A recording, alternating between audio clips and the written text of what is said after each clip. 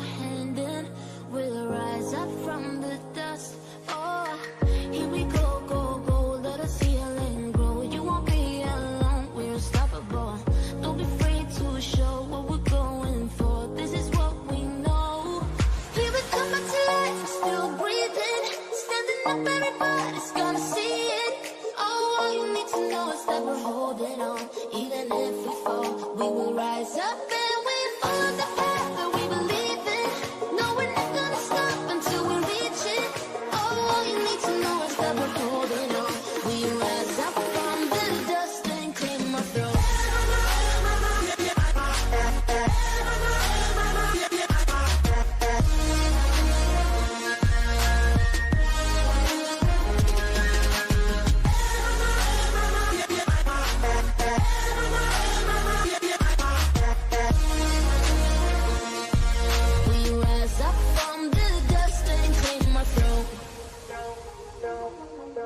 We all have our reasons why we are on this track.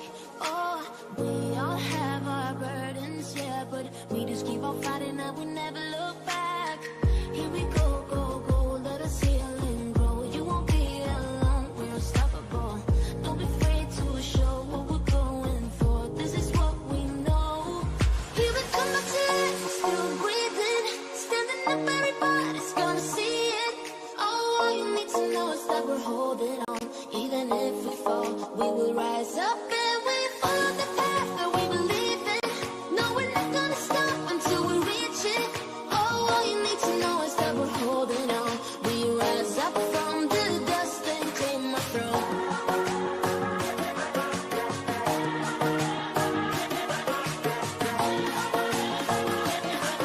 We rise up from the dust and claim our throne.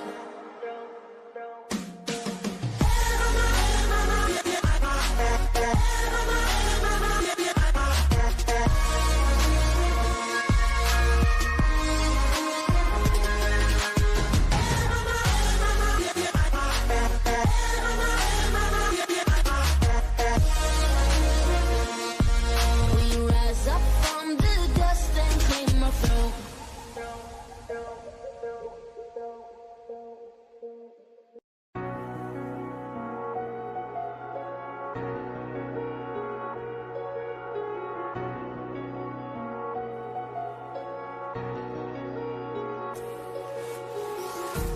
Empty hearts and neon lights, they're playing with my mind.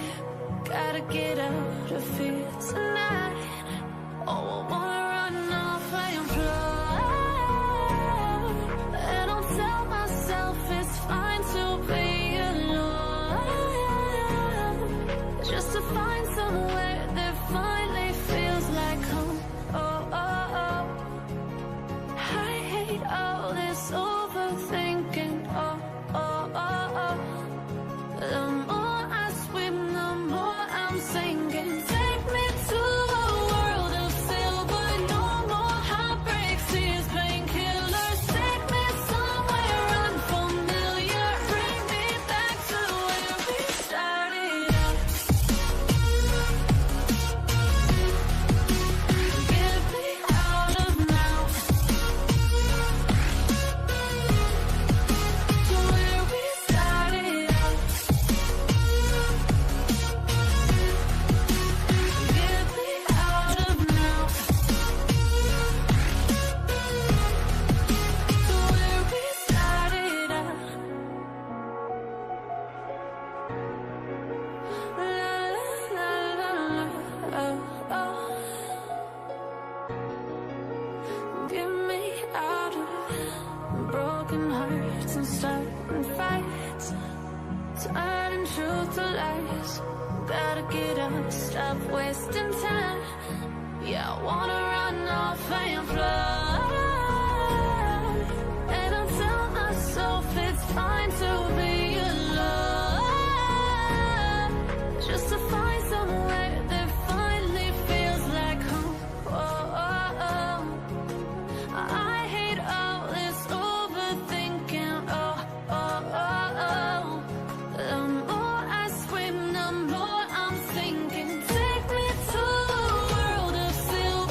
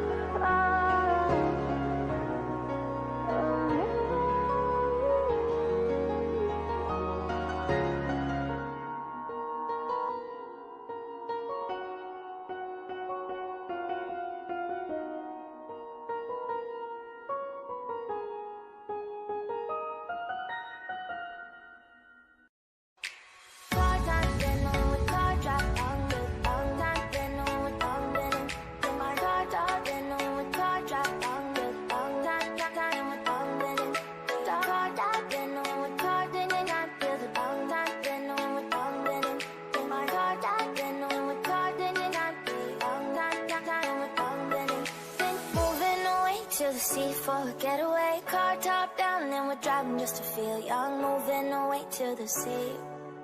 Moving away, can't you see? Sand in your feet, feel the breeze in the summertime. Stars in the sky, one dime for the first time. Moving away to the sea. Moving away, can't you see? We'll drink honey by the ocean, it's our favorite potion. Come on baby, let me tell you one time that our days will never end, yeah. No, our days will never end, yeah. No. Come on baby, let me tell you one time that our fire got a love it till you never break apart. And we're moving away to the sea. Moving away, can't you see? There won't be one more time, so we gonna do this tonight. There won't be one more time, so we gonna do this tonight. There won't be one more time, so we gonna do this tonight. There won't be one more time, so we gonna do this tonight.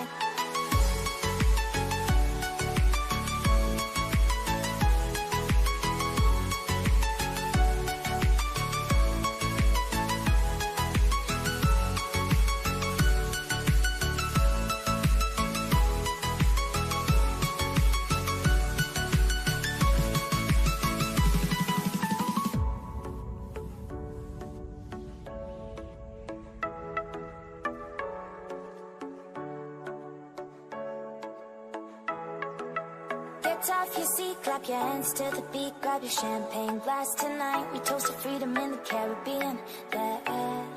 In the Caribbean, yeah. Dan, dan, dan, smoke, smoke, smoke. Fire it up, let our lanterns paint the night sky red. Paint the night sky red, yeah, yeah. We'll drink honey by the ocean, it's our favorite potion. Come on baby, let me tell you one time that our days will never end, yeah. No, our days will never end, yeah. No. Come on baby, let me tell you one time that our fire got a love it till you never break apart. And we're moving away to the sea. Moving away, can't you see? There won't be one more time, so we gonna do this tonight. There won't be one more time,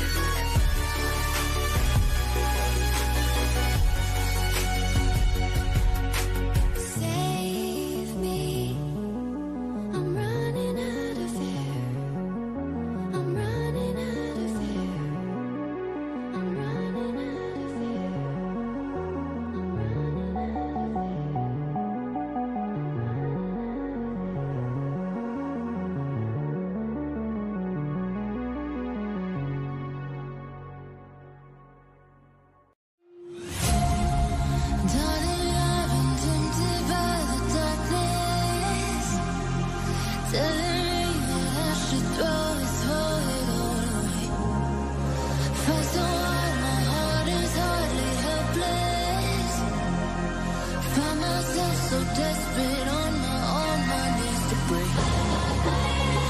And I hear the voice of an angel telling me not to lay it down. And I feel the spirit guiding, telling me not to live. Hold on to every promise I've been praying for. Hold on to every comment, want to surrender, not tonight.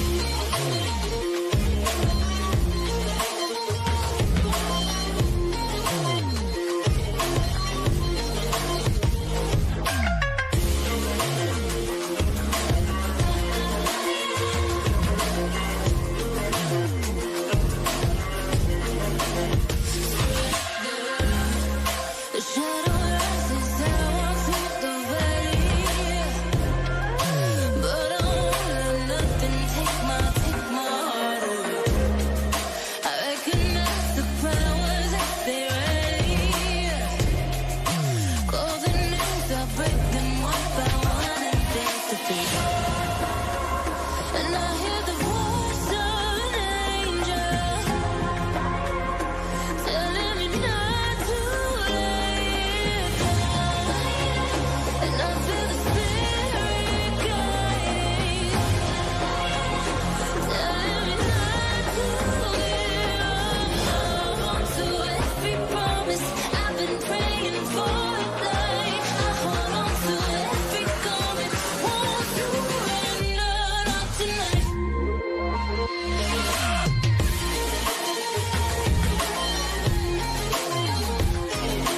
Want to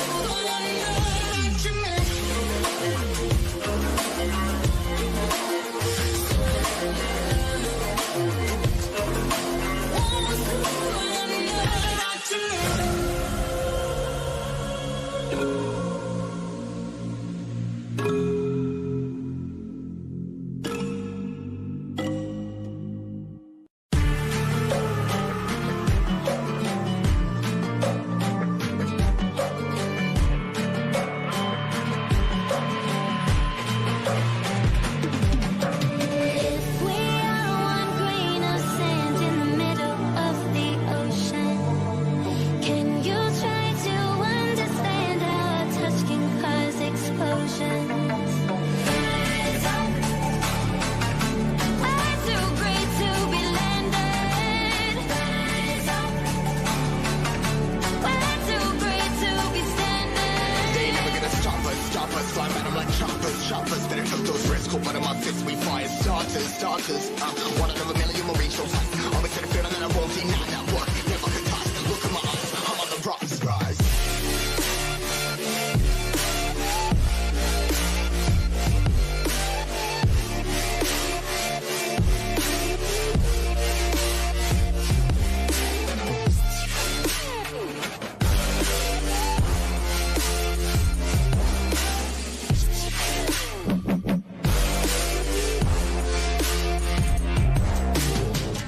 Rise, cutting my size, trying to make sense, coming out from highs, highs, spinning these skies, I'm stuck there, feeling paralyzed, but I'm up now, we all too late to fall, yeah, anyone that coming, I'ma lift them all, never look down when this risk involved, they got guts, gotta learn, I gotta wish it off, ain't got no feelings, we just floating, yeah, I'm that grain of sand that made it out the ocean, a couple milli now, I'm causing a commotion, I've been coasting, hear my name around the world like an explosion.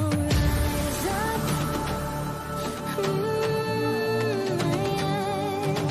rise up. We are the apocalypse, and a pair that keeps us floating. As we fly above the stars, the night won't scare us falling. So rise up. We're too great to be landed. We're too great to be standing. They never gonna stop us, flying at them like choppers, better took those risks, cool, but in my fists we fire starters, let's go, one out of a million will reach those heights, always get a feeling that I won't deny that work, never could toss, look at my eyes, I'm on the rocks, rise.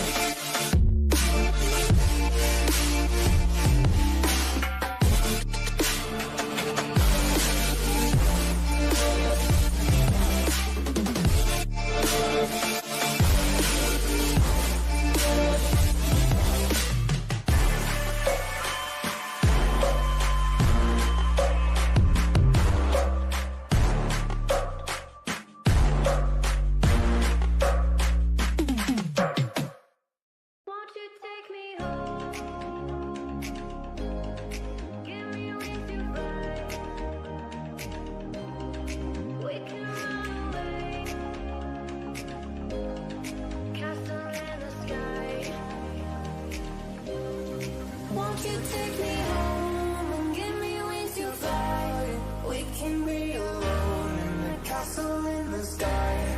We can run away and leave this world behind. Please just take me home to a castle in the sky. Castle in the sky.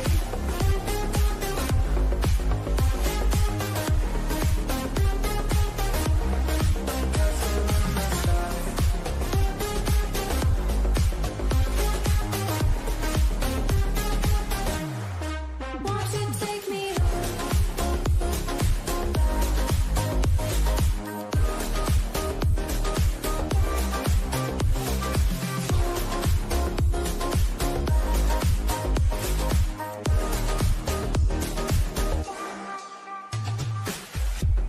I can wait another minute.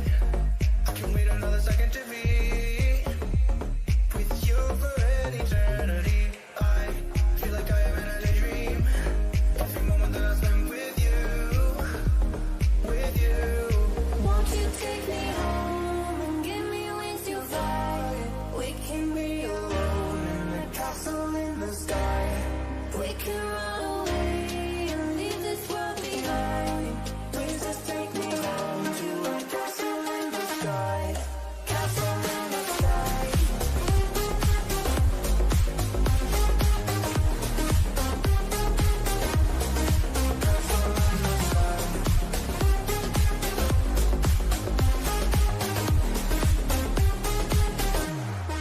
Won't you take me home?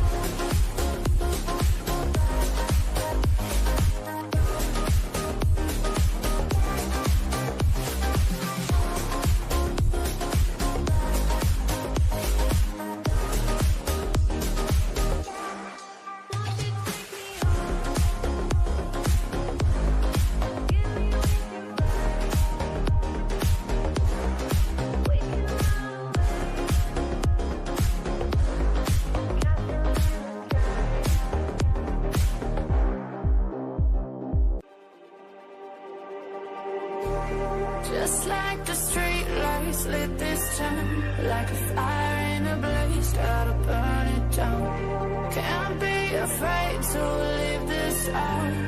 We got this far, don't know how. I see danger in your eyes. They know we'll burn down the night. Coming just like the sunrise. You know that we gonna let it end tonight. We gonna let it end tonight. We gonna let it end just like the sunrise. We gonna let it end.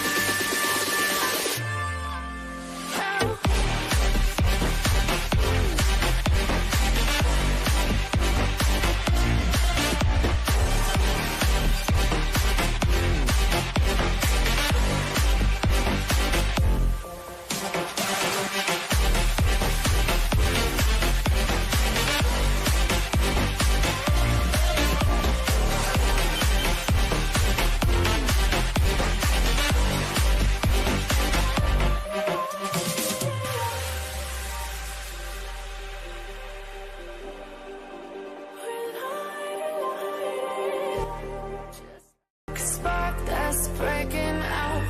Can't make a stop, can't turn back now. We know that there's no room for doubt. No, we can't turn back now. I see danger.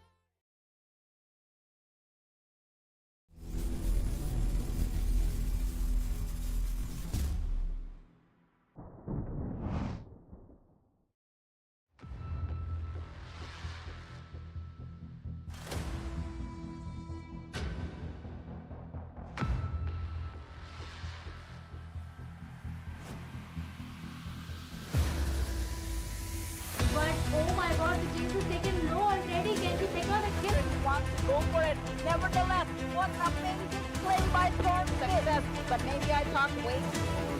It comes down. Captain Abbas will take out the jungler. And he picks up another kill. Anti-Crusher falling low, but it's going to be a double. Like this game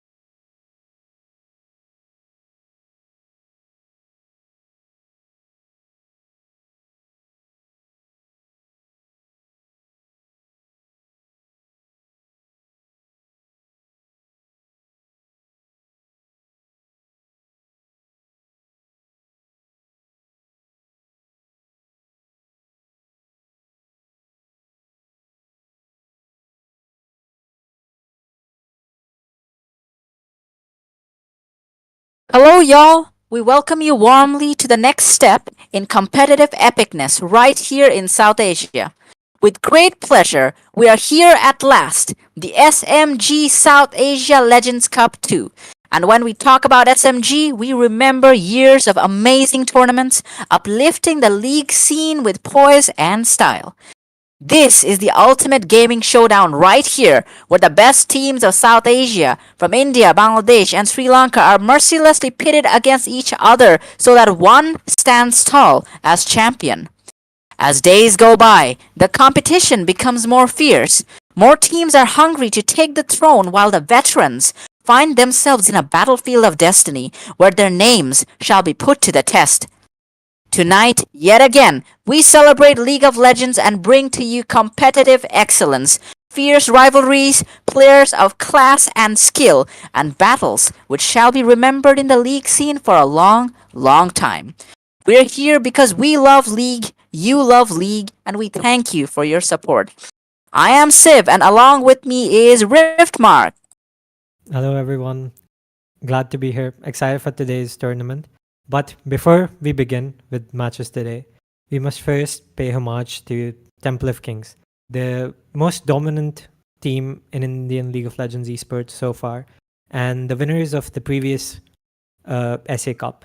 And in order to celebrate their achievements, we would like to showcase a highlight of their plays and exciting moments from the previous tournaments. Right on.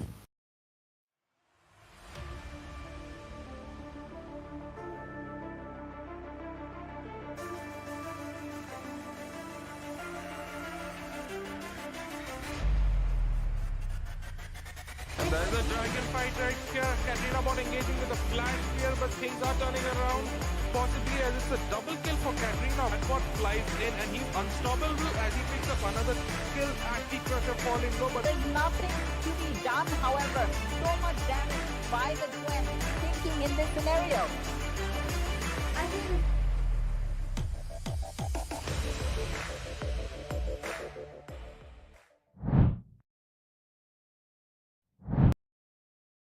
Indeed, and it seems like we are in the drafting phase over here. Lightwork going up against Dopamaine Seekers. And my god, it's bound to be a great first match for the quarterfinals, wouldn't you say so? Yeah, I think it's a pretty exciting match. Hopefully, both teams have been able to prepare themselves for this match because, as we all know, right, knockouts can be nerve-wracking for some people. And as far as I'm aware, dopamine seekers are not the most experienced. So we'll see how that one goes. Right. I heard they're like a bunch of friends. They formed this amazing team. And they crashed through what's it called, the group stages. So you gotta give it to them. And and we know that Lightwork, a tier 1 team. All right, and they are in a way heavy favorites over here. But we're just gonna have to see whether DS have anything to say about their reputation over here. We can see Lightwork have taken out Irelia and Warwick from the equation. Yeah, I believe those are at least the Warwick is a comfort pick for the 5-trick player who really, really enjoys playing that champion. And Cho'Gath and Kane are respectively the 1-tricks of Ezihan and Phenom. Right, and it seems like, there won't be any wall walking over there as Dopamine Seekers take out Thresh from the equation this time. There won't be any more, hooking over there. And Thresh, as we know, gets plenty tanky as the game progresses, so a wise choice to ban that out. The blind pick Brom from Lightwork, it'll be interesting to see what their plan with that is. Probably maybe pick like a scaling bot laner that their Brom offers a lot of appeal to. Maybe something like a Vayne, a Kog'Maw. Right, you are, and we know that Wayne, once she does get enough assistance, is a force to be reckoned with the itemization patterns which Riot Games have made for her. Makes her a solid pick. Seems like Varus is going to be taken from DS's side. Just a great blind pick in general and very strong at the moment, and a very versatile champ because he can go very different builds like the on-hit, the lethality, and even AP. And with that Zyra, it's not yet locked in, but there's gonna be a lot of poke from the bot lane of DS's side. Yeah, it seems like they want to go with a bot lane that has prio in the early games and maybe look to get some dragons off of that as well. Indeed, right you are. But what do you think about an Ashe from Lightwork side over here? An Ashe would go well with her Freljordian ally Braum over here, but it seems like it is a Kaisa. What do you think of that? Akaisa is going to struggle in this lane, I feel, because she's relatively low range compared to the Zara and Vars. And honestly, there's not that much a Braum can do to save her. He can block the Vars arrows and the Zara E, but we'll see how that goes. Right, Also, that Hecarim locked in for Ezian.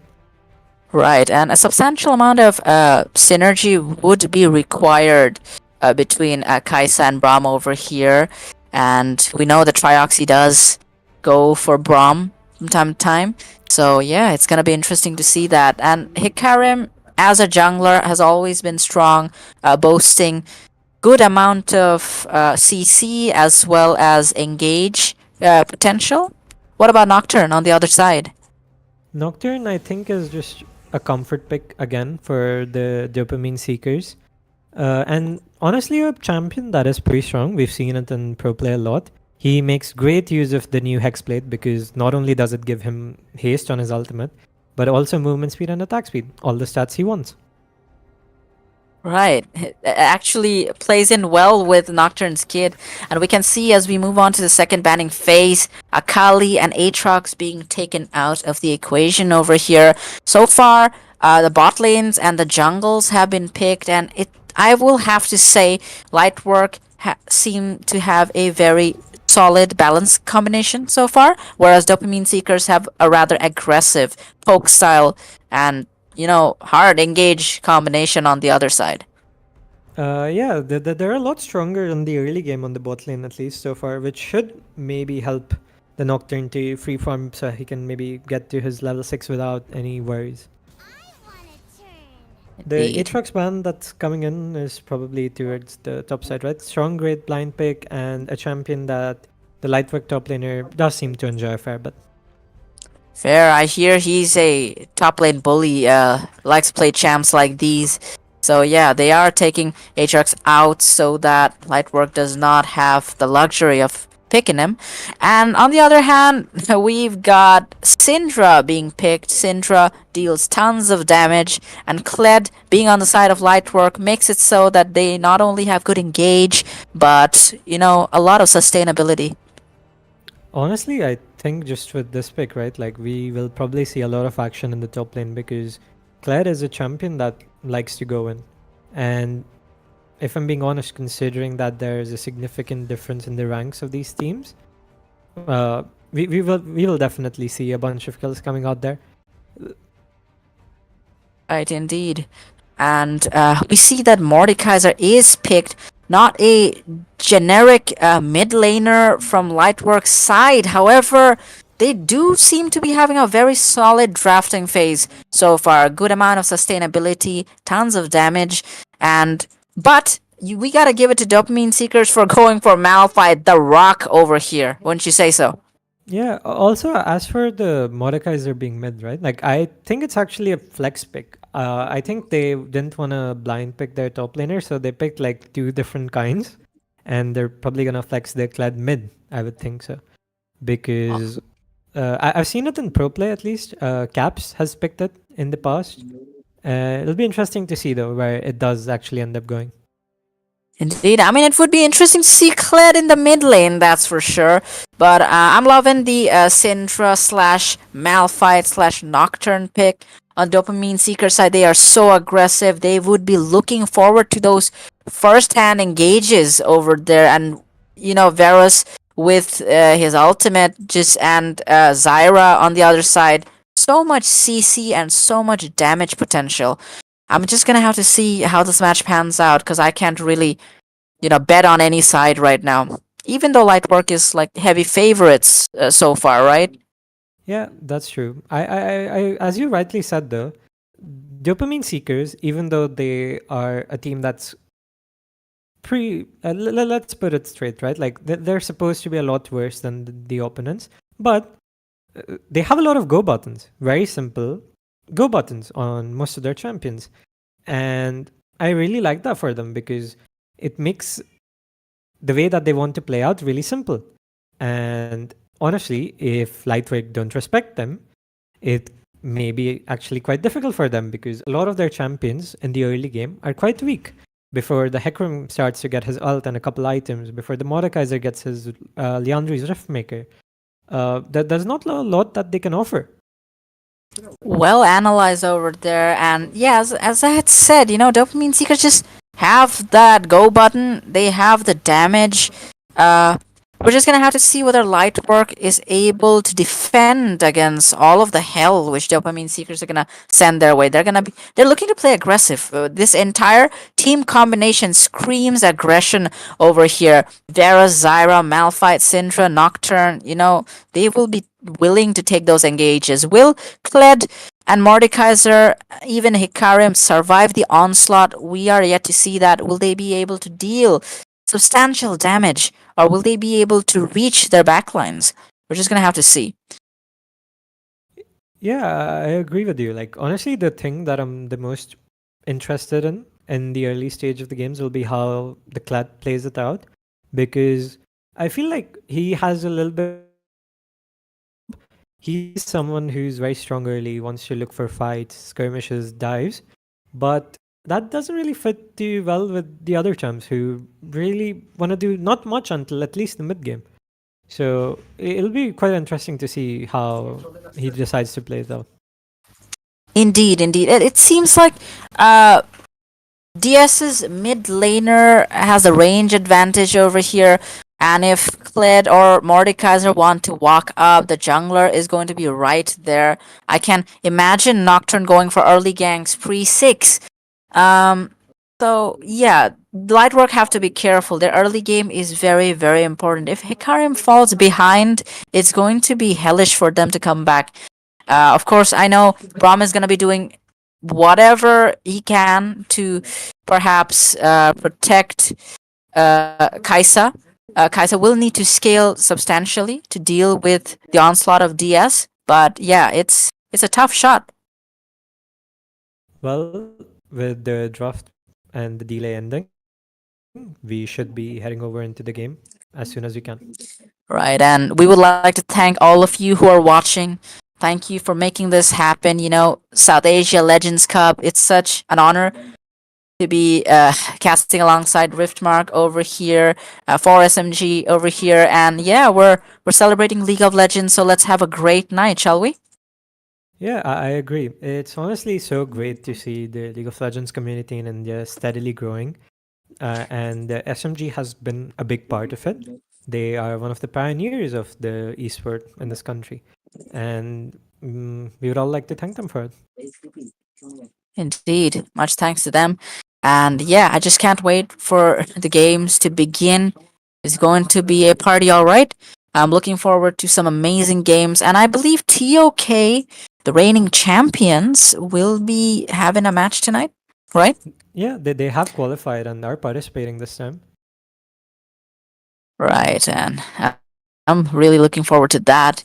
And they have made a name for themselves, a name which stands tall, even after so many tournaments, after so long. Their skill in the Rift, Summer's Rift, speaks for itself. And here we are in the game. Lightwork versus DOP. Let's look at the rune choices to see if there's anything interesting. The Hecarim going the Phase Rush instead of the Conqueror. A lot more early game strength, but slightly worse scaling. The Kai'Sa going Lethal Tempo and the Braum going Guardian. Standard choices on there. The Malphite goes Common, which makes for a stronger lane, but a little worse trading, unless it depends on the poke pattern. Nocturne has Ghost instead of the Flash that we often see. He should be able to stick to his opponents a lot better with that. Right, you are. And it seems like they're moving into DOP's jungle over there, just taking their claim. The Brofist going in. And DOP just trying to, stay resolute. They know that the early game is theirs if they play it right. All right. Light has to really make sure that early game is not disastrous for them. Yeah, so far they've been able to do that. They made sure that Lightwork did not get a deep ward into the jungler, and Dopamine will be happy with that. They want to make sure that the start is as stable as possible, and they don't really want to get into situations where it's just like a straight up skill check. Indeed, and we can see Kled making his way to the mid lane. A dopamine overload is going to have a lot of fun, stacking those uh, damages upon them. First strike is not only going to be given her gold, but a ton of true damage over there. So yeah, we're just going to have to see how Kled survives the laning phase, aren't we? Yeah, it's pretty easy for Syndra to play out like melee matchups because you can cancel like their dashes with your E and get to track your passive, which is Splinters of Wrath, and accelerate your strength as easily as you can. Well said over there, well said. And it seems like Syndra is coming way too close for comfort. Kled managing to get those grabs, however, not really winning the trades just yet, but it may mean trouble later on. Despite the early game strength of Varus Zyra, it actually seems like the Kai'Sa Braum are the ones with prio. Right, and if we'll expect Trioxy to really ensure that Kai'Sa has a comfortable laning phase, because after Zyra builds some damage, it's going to be very difficult to lane against a duo such as Varus and Zyra.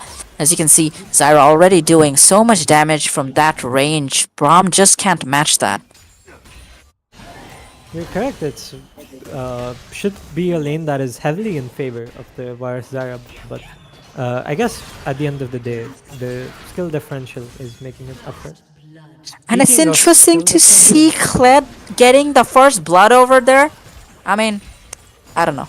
Yeah, I think that's just a great show of like the skill differential, right? Like even though Syndra is a champion that is supposed to be able to deal with a melee champ like Kled relatively easily, a small misstep, which might not seem that huge, will go heavily punished when you're against just a player who's a lot better than you.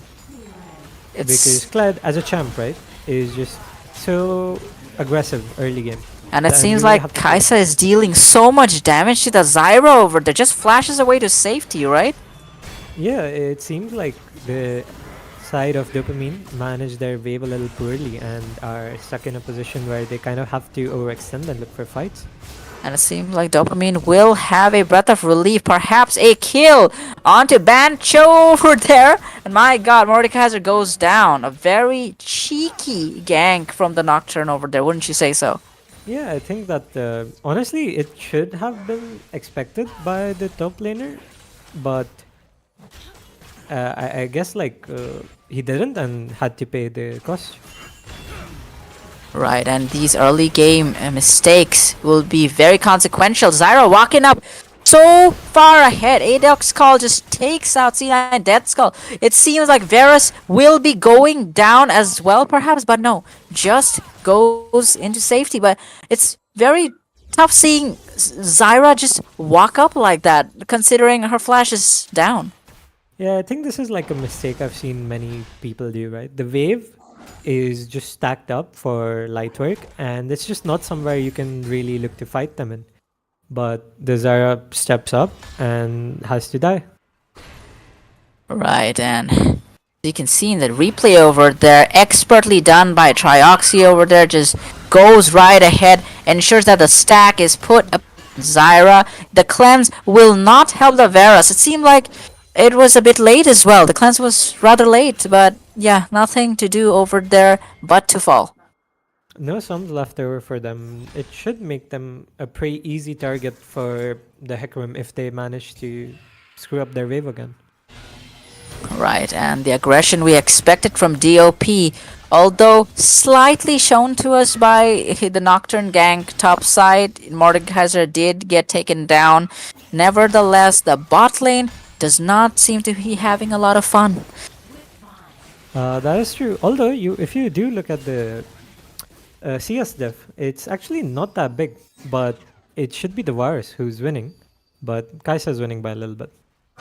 Right, right. And you can see just Kled going right into that turret, and it does seem like it will be a double kill over there. I mean, like both of them get taken down. Trioxy a bit too far ahead. It seems like he will have to flash to safety. Nevertheless, safety is not there because Spin to Win will take him down. Adox Call just having to retreat. Nothing to be done for Kai'Sa's support over there. And it seems like DOP has taken something back. I agree. It's just very cocky play from the side of Light. Mordekaiser roaming in has ulted the Nocturne. Let's see if he can survive. Yeah, but the Death Realm, my friend, you know, the Death Realm, you don't really survive from there that often, do you? Mordekaiser with so much HP, so much of tankiness over there just takes out Nocturne over there, and it seems like Light will be chunking down the dragon. They want to go for this Ocean Drake right now. Yeah, it's actually quite surprising, right? Like, even though that it was Dopamine Seekers who got their first pick onto the support around the Dragon Pit, it's actually Lightwork who are able to then kill Dopamine Seekers jungle and look for the dragon themselves. It seems like Hikarim does manage to slay the dragon, and the ultimate was beautiful. Does manage to fear, I believe, 3 of them, and 3 will fall from the side of DOP. Lightwork trying to ensure that Nocturne falls too, and Nocturne will get taken down as well. However, it seems like Adox takes another kill and 9 kills on the side of Light. That fight did not go over to the side of DOP in any way. Yeah, I think it was really difficult for them to really play that out once their jungler died, right? The play was to like probably look for a trade onto maybe like a turret plate elsewhere, but DOP felt confident because of maybe their champion's early game strength and paid the price of their cockiness. Yeah, and an interesting comment in the comment side. We're checking the chat. So Dolan goes, "Girls call me the death room because I last 8 seconds." Okay, interesting indeed. But yeah, the Death Realm is dangerous, and Bancho did a really good job ensuring that Nocturne does not survive from there. It seems like a skirmish going on top side again. One was taken down from the side of Light. Some gold going over to DOP's side. However, the difference is pretty clear over here. They have almost a 3k gold lead. Something we failed to emphasize a bit on was actually a solo kill coming in from the Syndra onto the Kled. Right, it seems The Kled, after he won the fight that we are watching on in the replay at the moment, as you can see, was left with very little HP, but decided to go show out the wave, and he just had to die because of his greed. and greed does make it problematic. It seems like Nocturne has made everything dark. Zyra will go down over there, even if like there was some possibility it was not achieved. And at top lane, a lot of damage being dealt upon the Malphite. We see that the Mordekaiser is in a relatively comfortable lead despite having to roam earlier during the dragon fight. And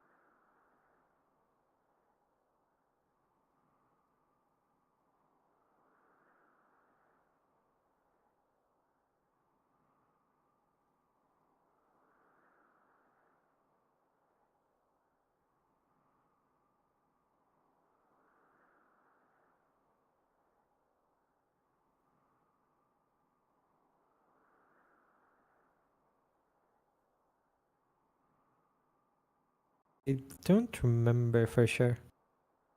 Oh, Wind's Okay. back. Welcome back. All good, Wind?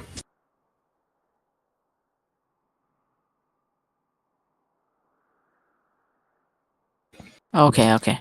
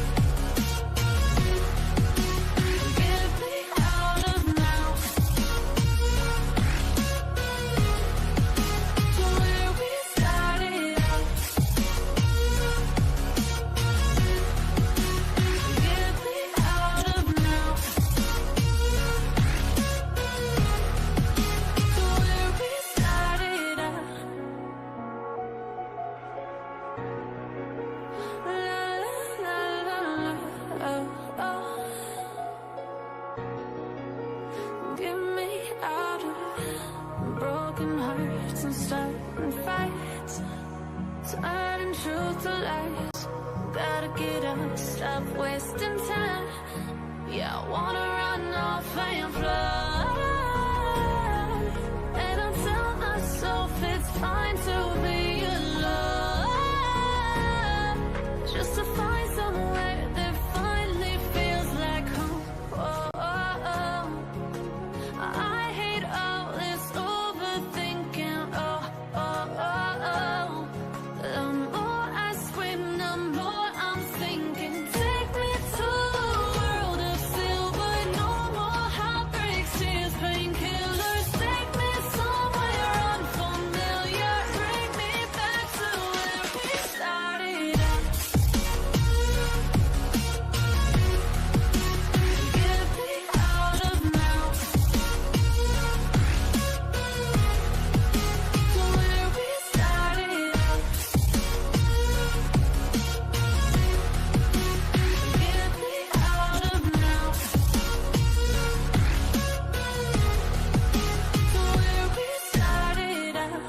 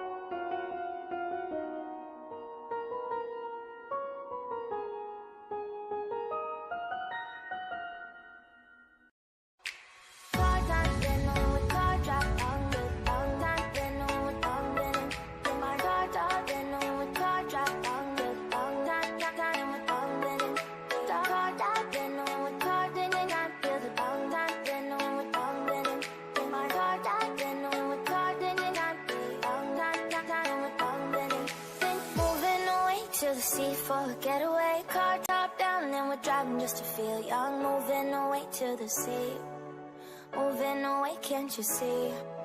Sand in your feet, feel the breeze in the summertime. Stars in the sky, one time for a first time. Moving away to the sea, moving away, can't you see? We'll drink honey by the ocean, it's our favorite potion. Come on baby, let me tell you one time that our days will never end, yeah. No, our days will never end, yeah. No. Come on baby, let me tell you one time that our fire got a love it till you never break apart. And we're moving away to the sea, moving away, can't you see? There won't be one more time, so we gonna do this tonight. There won't be one more time, so we gonna do this tonight. There won't be one more time, so we gonna do this tonight. There won't be one more time, so we gonna do this tonight.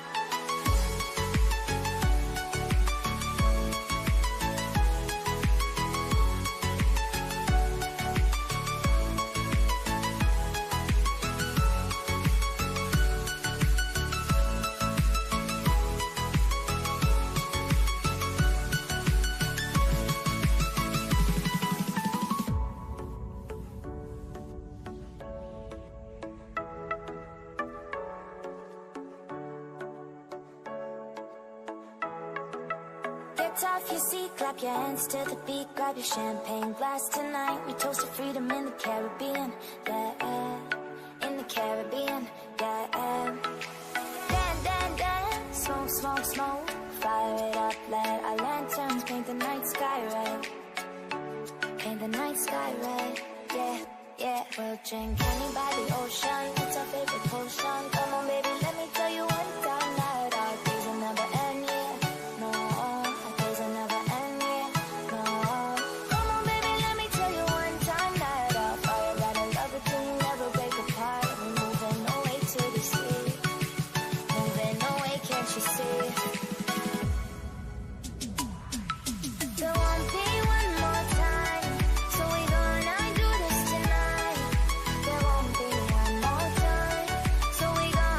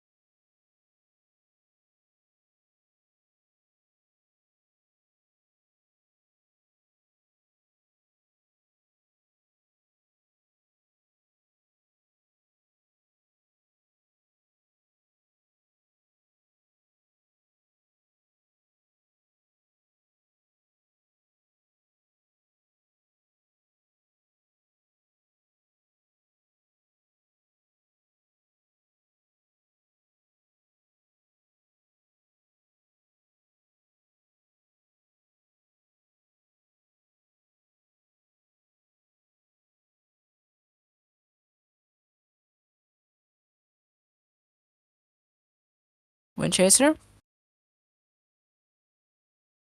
When should we start? Should we start now? Alright. Welcome back everyone to the stream. We're really sorry for the abrupt interruption in this game. There was sadly a bug with the league spectator, because of which our spectator crashed and we were unable to load back into the game. However, I can give you guys a quick recap of the game.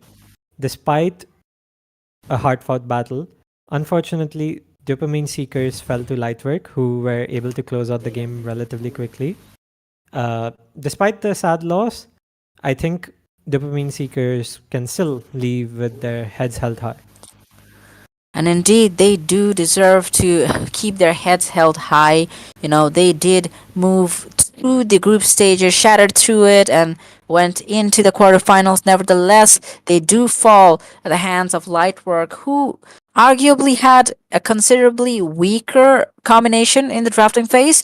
Nevertheless, their experience shined above all, shown above all, and yeah, you gotta give it to them. You know, Lightwork really made it happen, and we truly do apologize for these technical difficulties. There are a lot of stuff we're trying to bypass. Basically, you know, these client issues do occur.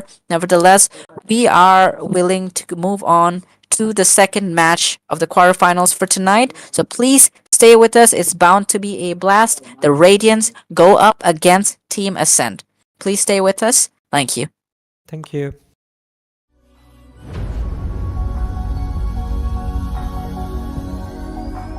Calling out Mayday.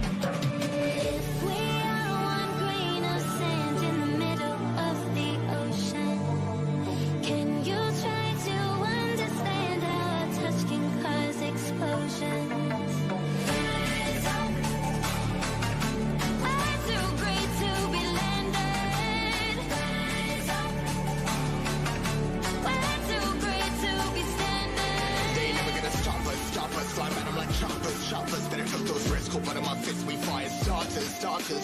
One out of a million will reach those heights. Always get a feeling that I won't deny that work. Never could die. Look in my eyes, I'm on the rocks, rise.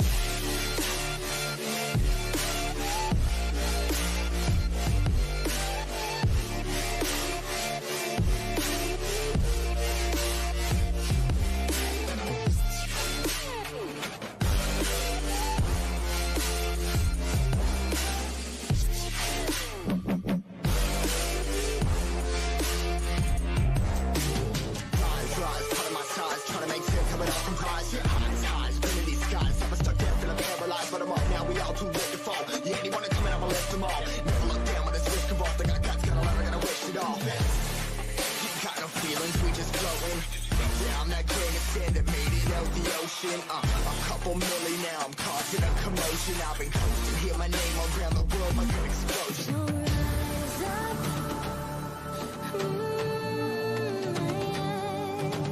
rise up.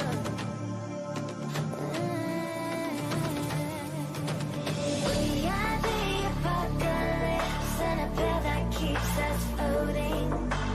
As we fly above the stars, the light won't scare us falling. So rise up.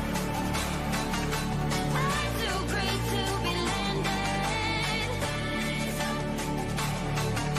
I'm too great to be standing. They never gonna stop us, fly by them like choppers. Better took those risks, cool, but in my fist we fire starters. Let's go. One out of a million will reach those heights. Always get a feeling that I won't deny that work. Never could die. Look in my eyes, I'm on the rocks, rise.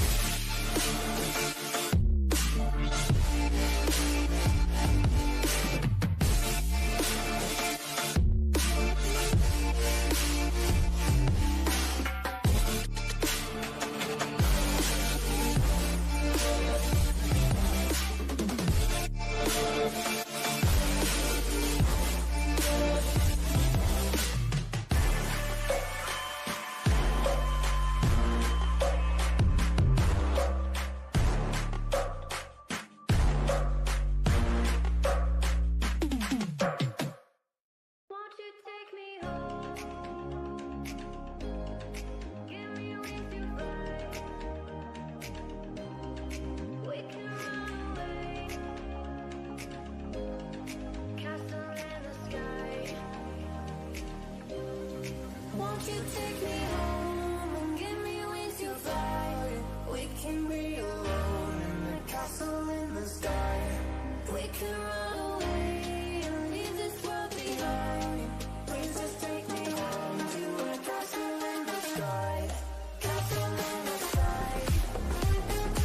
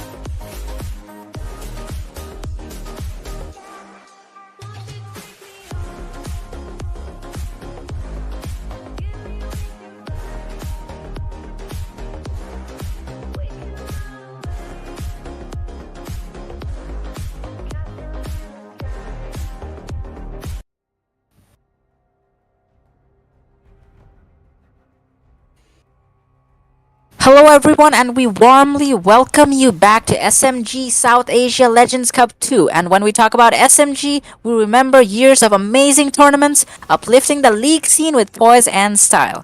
This is the ultimate gaming showdown. I am Civ, and along with me is Trickster. Hey guys, what's up? Welcome back. After just slight technical difficulties, we are back at it again, and we have Team Ascend versus Radiants.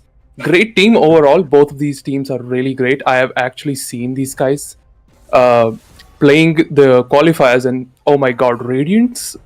This team is really good. I see these guys going 5-0 against all odds. I mean, really great teams. Indeed. Well said over there, Trickster. Radiance being arguably the best team coming up from Bangladesh, led by Insec.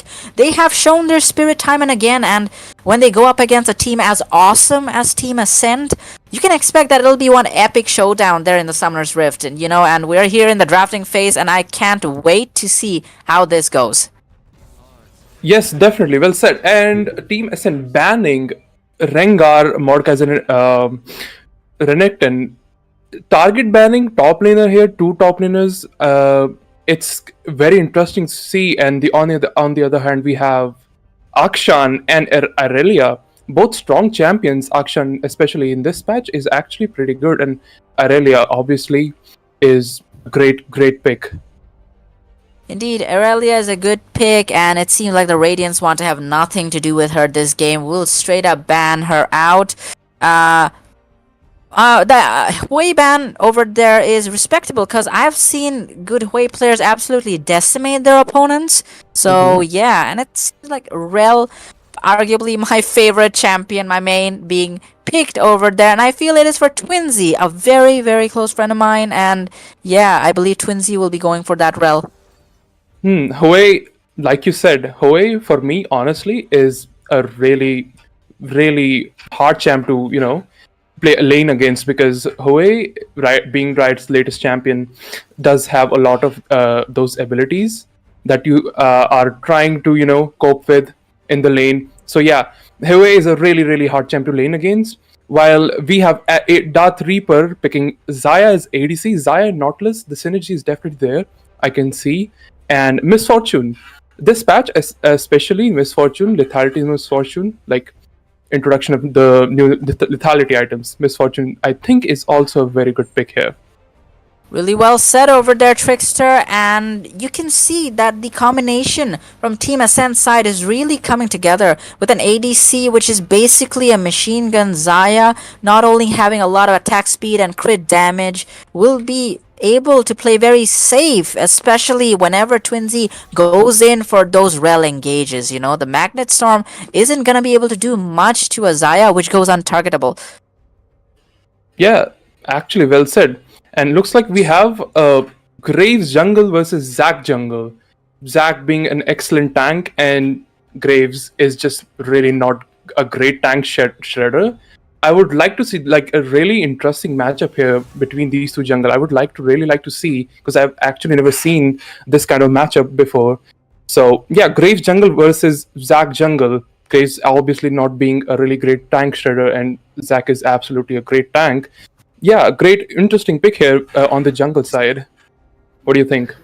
Indeed, well said over there. Zac is going to be incredibly tanky, and it's interesting to see the Radiants go for Graves over here. I know the smart Insect, being a challenger player as well, Graves is a very comfortable pick for him, a pocket pick perhaps. So they opted for that. Maybe they would be relying upon the versatility of Graves. Graves can be slightly tanky as well. But how that will hold up against a Zac, which will be building enough tanky items to withstand any barrage coming towards him, We're just going to have to see how it pans out. The Radiants will have to be very careful. If Zac does get ahead, does get a few assists or a few kills, a lot of items will be going down his side. And Malphite ban, which should be directly targeted towards RTO here, because RTO is a really great top laner, diamond top laner we have in the team of Radiants. And Radiance actually does have a lot of great players. Like being a Bangladeshi team really surprised me that these guys have like such great players here. We have RTO, like really great top laner. Saw this game, his game, and he was playing Aatrox, and yeah, this guy is a beast. And Malphite target banning, Mordekaiser target banning, Renekton target ban, on target ban straight to RTO. I mean, yeah, I can see these guys are scared that RTO is a great top laner. Right. The Rengar was a ban for Insect over there. However, all the other champions, they're really targeting the Radiant's top laner on that side. And as we're at the second pick phase, we're waiting for the final picks for both of the teams. We're just gonna have to see what Team Ascent goes for over here, and it seems like it'll be a top Kale, and I absolutely love this pick. There is so much Oh, yeah. survivability on Team Ascent's side. Yeah, that's actually great.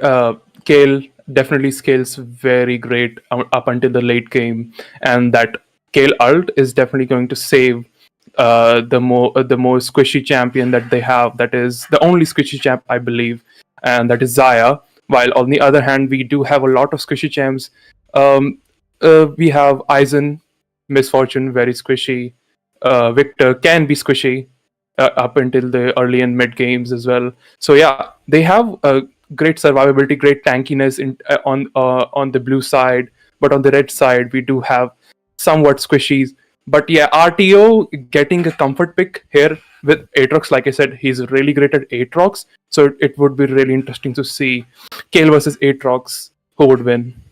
Indeed, indeed. And it reminds me of the cinematic we saw recently, right? Kale and Morgana going up against Aatrox. That was a yeah. pretty epic cinematic, I'm not gonna lie. And, this match is epic as well. And I have to give it to Team Ascent. They really thought out this combination. And with Kale coming right at the end, it really makes their equation formidable.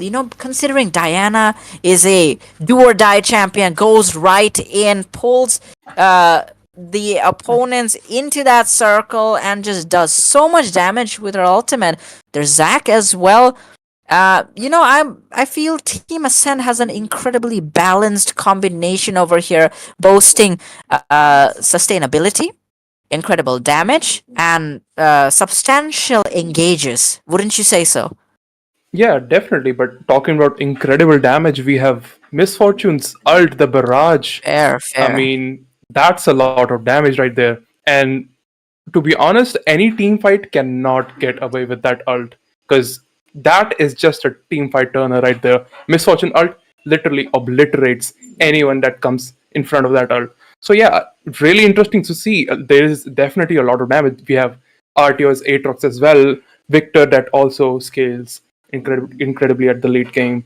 Aatrox obviously being the only tank besides Rel is definitely somewhat really interesting to see. Indeed, you said well over there, and I am actually looking forward to seeing Twinsies engages over there.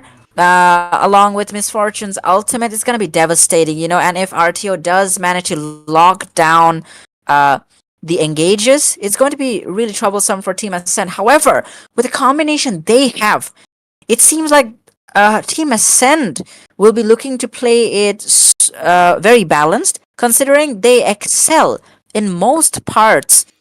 Considering damage, yes, Radiants do have that Misfortune barrage. Nevertheless, you have to give it to Team Ascent for drafting something which will carry them throughout mid game up till late game, and they will be a force to be reckoned with back then. What do you feel is the policy which the Radiants will utilize to deal with such a drafting? Because I am honestly baffled. I'm really confused at this point, but I feel like the playmaker here should be Rel. Like I feel like everything should be revolving around Rel here, because they only have Rel as a playmaker here, because Zac could be a really nice playmaker. On the other hand, obviously Nautilus can also be a really great playmaker, but having Rel, and I feel like the team fights are definitely going to revolve around only Rel here. All right, we're gonna be betting on that, and I believe the Radiant's betting on that as well. 2 seconds in, we're gonna be moving into the feed soon. It's such a pleasure to be casting alongside you, Trickster, and I have to Thank you so much. have to give thanks to the community. You know, they are tolerant and understanding, and you know, we are truly, truly grateful for the support.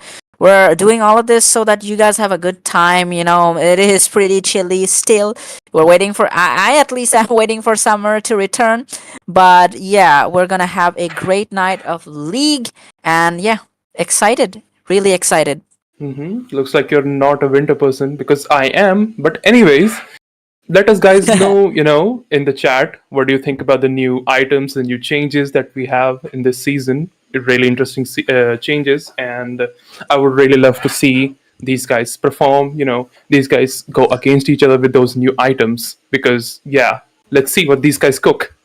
Yeah, it feels like the new items really changed the game up. You know, it feels like it's more spontaneous. You know, there are a lot of options. You know, I love building Heartsteel and going for Sunfire with Shen, and then going for Yaksho's, Yaksho the Protean. You know, it feels great. You know, mashing these things up, and then Rel is like my main, so I love the Trailblazer item so much. Like, it feels like I'm traversing around a desert. You know, my teammates following the trail. You know, you get an assist off of whatever they do. So yeah, I mean, I'm loving the season so far. You know, I feel it's grind worthy. Gotcha. Well, that is actually really nice, especially, after the removal of mythic items in the game. Yeah, there's definitely a lot more room to experiment with, and there is a lot more lethality items and a lot more AP items. I mean, yeah, definitely a lot more diversity in builds in various champions, and we can all really see new build paths for ADCs, new build paths for magic, champions as well. But let's look in the game what's going on.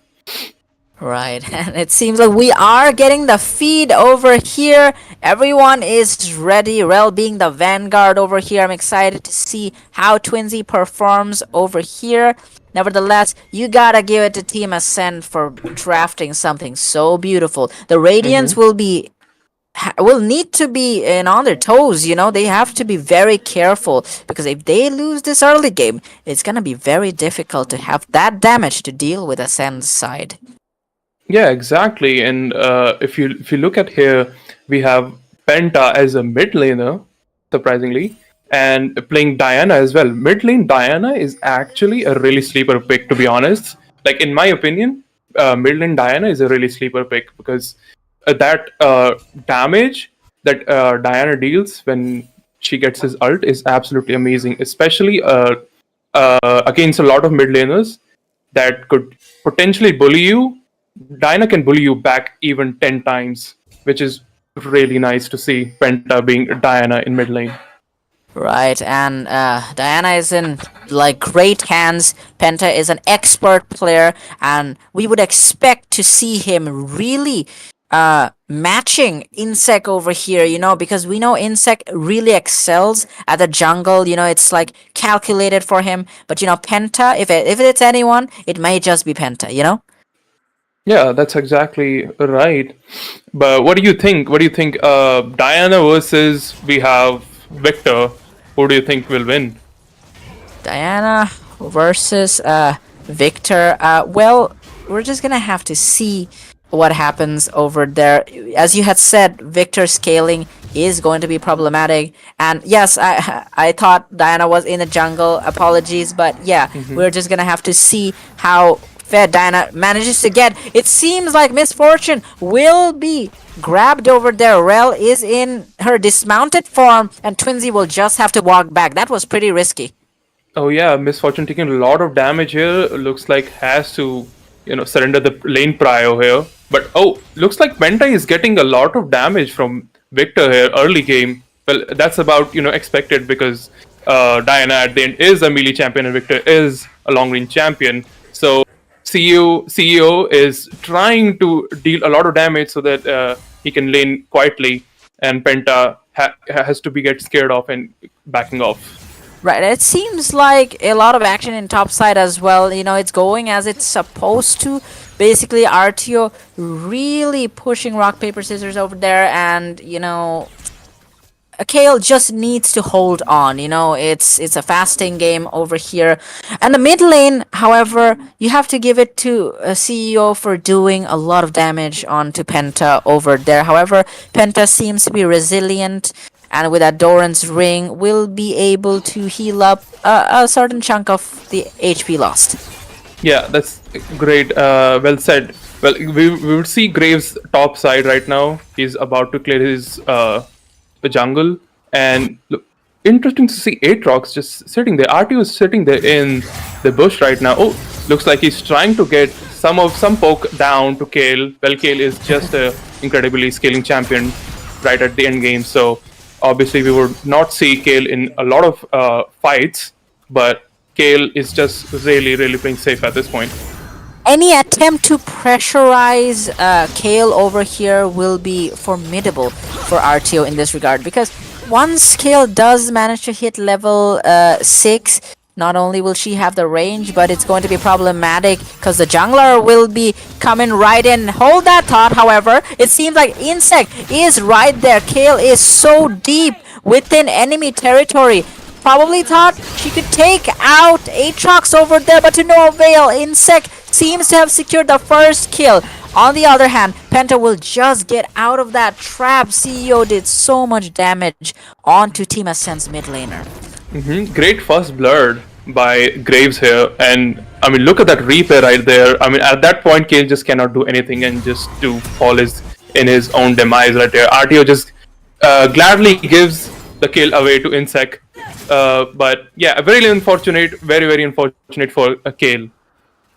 Right, right you are, and you know, it's interesting to see them plan it out. They would want Graves to, you know, manage to achieve what he needs to in the jungle, considering against Zac, I'm very skeptical whether he would be able to do anything against a fed Zac. However, it seems like RTO wants this skirmish because Insect is right back topside and Kale has nothing to do but perhaps to almost run away, but no, rock, paper, scissors will go down to the graves yet again. It feels almost like the Kale is just overextending at this point, does not have the flash, or actually does she? She does have the flash, she wasn't using it.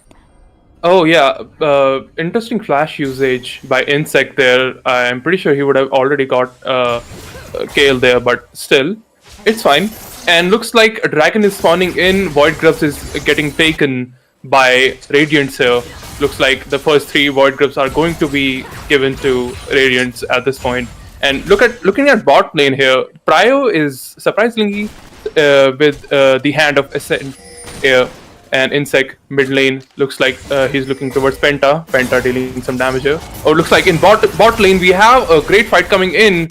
Twizzy in a really predicament, very bad situation here. Penta getting shoved in, getting backed off by Insect. Yes, and you know, this is what makes Rel such an amazing support, and especially in the expert hands of Twinsy, you know, just manages to get out of harm's way with the dismount ability. You know, Ferromancy with the Ferromancy is just able to get out of there and gains a very thick shield as well.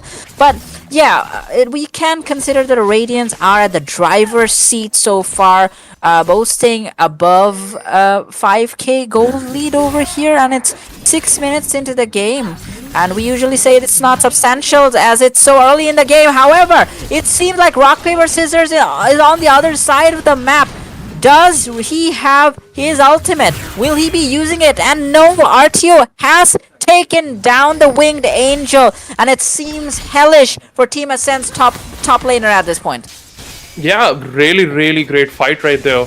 Meanwhile, Penta is just cannot do anything because, you know, Victor having a lot of range there. Penta is just he's just shutting down any play done by Penta here. And looking at replay right here again, RTO with great engages, but Insect is just trying to like delay as much as he can the scaling. Obviously, rock, paper, scissors Really unfortunate.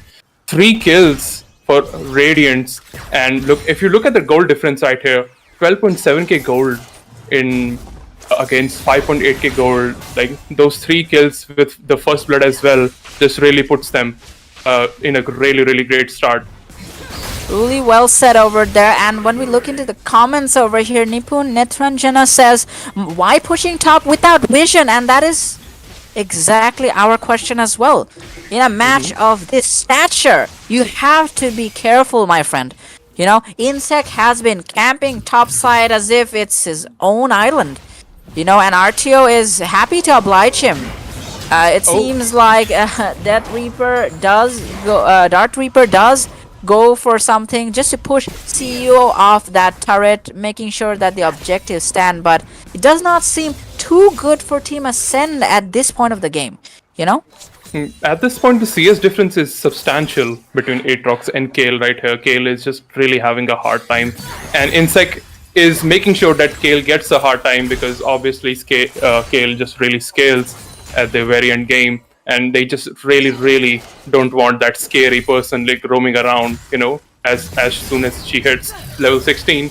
So that's looks like Insec, the whole game plan of Insec is to just shut down Kale as much as he can and just delay his power spike. Really well said over there, Trickster. But, you know, I have to ask though, you know, this is a textbook consideration that, you know, they would be aiming to shut down the Kale early on. Nevertheless, Rock, Paper, Scissors does not seem to be caring about it. It seems like Dart Reaper wants to go in over there, and RTO does have to flash because the Umbral dash was on cooldown over there. There was no other option, you know, Kale probably had ultimate on, and yeah, it would have been problematic for RTO in that regard. Kale needs something, whatever she can get. Nevertheless, Rock, Paper, Scissors is not only behind farm, is behind a lot of things.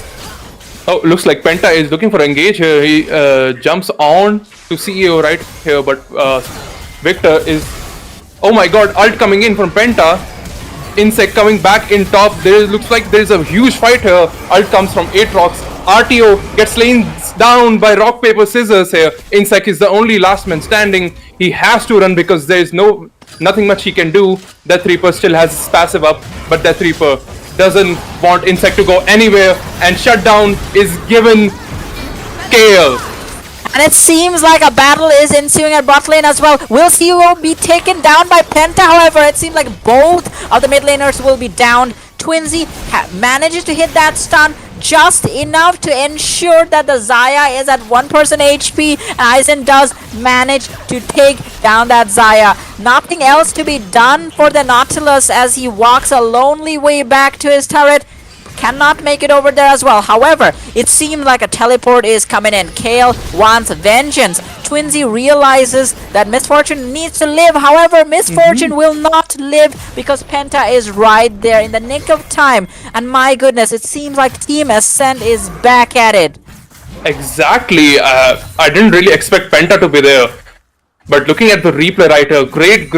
I really didn't expect that Kale would get any, Rock, Paper, Scissors would get any kills there. But they just got 2 shutdowns, by the way. Aatrox, they got shutdown of Graves as well. And that really puts them back into the game. Ascend, ladies and gentlemen, are back. Sri Lankans are back. Indeed they are. CEO has taken out Penta, however. RTO healing for so much damage dealt upon Xayah over there. 2 kills going over to Victor's side cannot be fun for Team Ascend. And my goodness, triple kill going over to Victor. It's going to be problematic for Team Ascend considering he's gonna be back to the lane with so many items. Yeah, exactly. I mean, 6 to 10, Ascend really making a great comeback, but Victor just getting that triple kill. I mean, really bad. Looking really bad for mid laner here. And especially looking at the gold difference, 22k to 9.6k. I mean, Brother really Trickster, ahead. I just noticed, now that you mention it, I'm like, wow. Yeah. That is a substantial goal lead at 12 minutes. It seems like, however, Dart Reaper does not care about the gold lead. Will try to go in, and shutdown goes over to Penta. What an amazing shutdown that was. So much gold going over to the mid laner of Team Ascent side, and potentially the carry, at this point. Diana is going to be an important factor. However, it seems like Insect will manage to take out that Mountain Dragon. Nevertheless, will he be able to survive? No. A kill given to Kale. And as we say, Kale does scale. So yeah, they are considering it. They have hope. They still have hope. Doesn't matter about the goal difference, right? Insect definitely taking that dragon, but has to pay for his life. Is it a really great trade though? Well, we have to see. But the shutdown is definitely there. Look at if you look at the replay, Penta getting that shutdown of Victor definitely should give them a little bit of an advantage. But at this point, the goal difference way to, if you see the goal difference, it's a way too huge gap. Can they really, with that shutdown, can they really come back? We have to see. But looks like in Void Grubs, looks like Radiants are taking the Void Grubs. Blood Moon Hunter trying to get in. Looks like Death Reaper is going back in. They're trying to take that one last grub. Looks like a really huge fight is going on. Scorpion is trying to look for engage, and Red Team actually takes the last Void Grub right there. Blood Moon Hunter in really bad spot. Oh my god, ult coming in, Twizzy with that insane ult, and Insect just slays Penta, and looks like they are going to get it traded off 2 for 0, and Radiants are out alive. Yeah, the Radiants are really taking this game very, very seriously, and that fight was disastrous for Team Ascent, unfortunately. Not only are they behind by gold, and you can see that they were hoping for something over there. Nautilus does manage to hit that hook. However, nothing to be done. The Xayah ultimate, the feathers come right back in. Not enough to save them from the Magnet Storm, which Rel has in store. And 3 people grabbed by Twinsy. That was masterful. However, on the other hand, it seems like there's a lot of action going on in mid lane. Darth Reaper will just have to walk back, but there's nothing to be done. Insect has so much damage, so much range. And Twinsy does manage to get Penta with that Ferromancy. And my goodness, it seems like the Radiants are absolutely destroying Team Ascent's turrets and their will.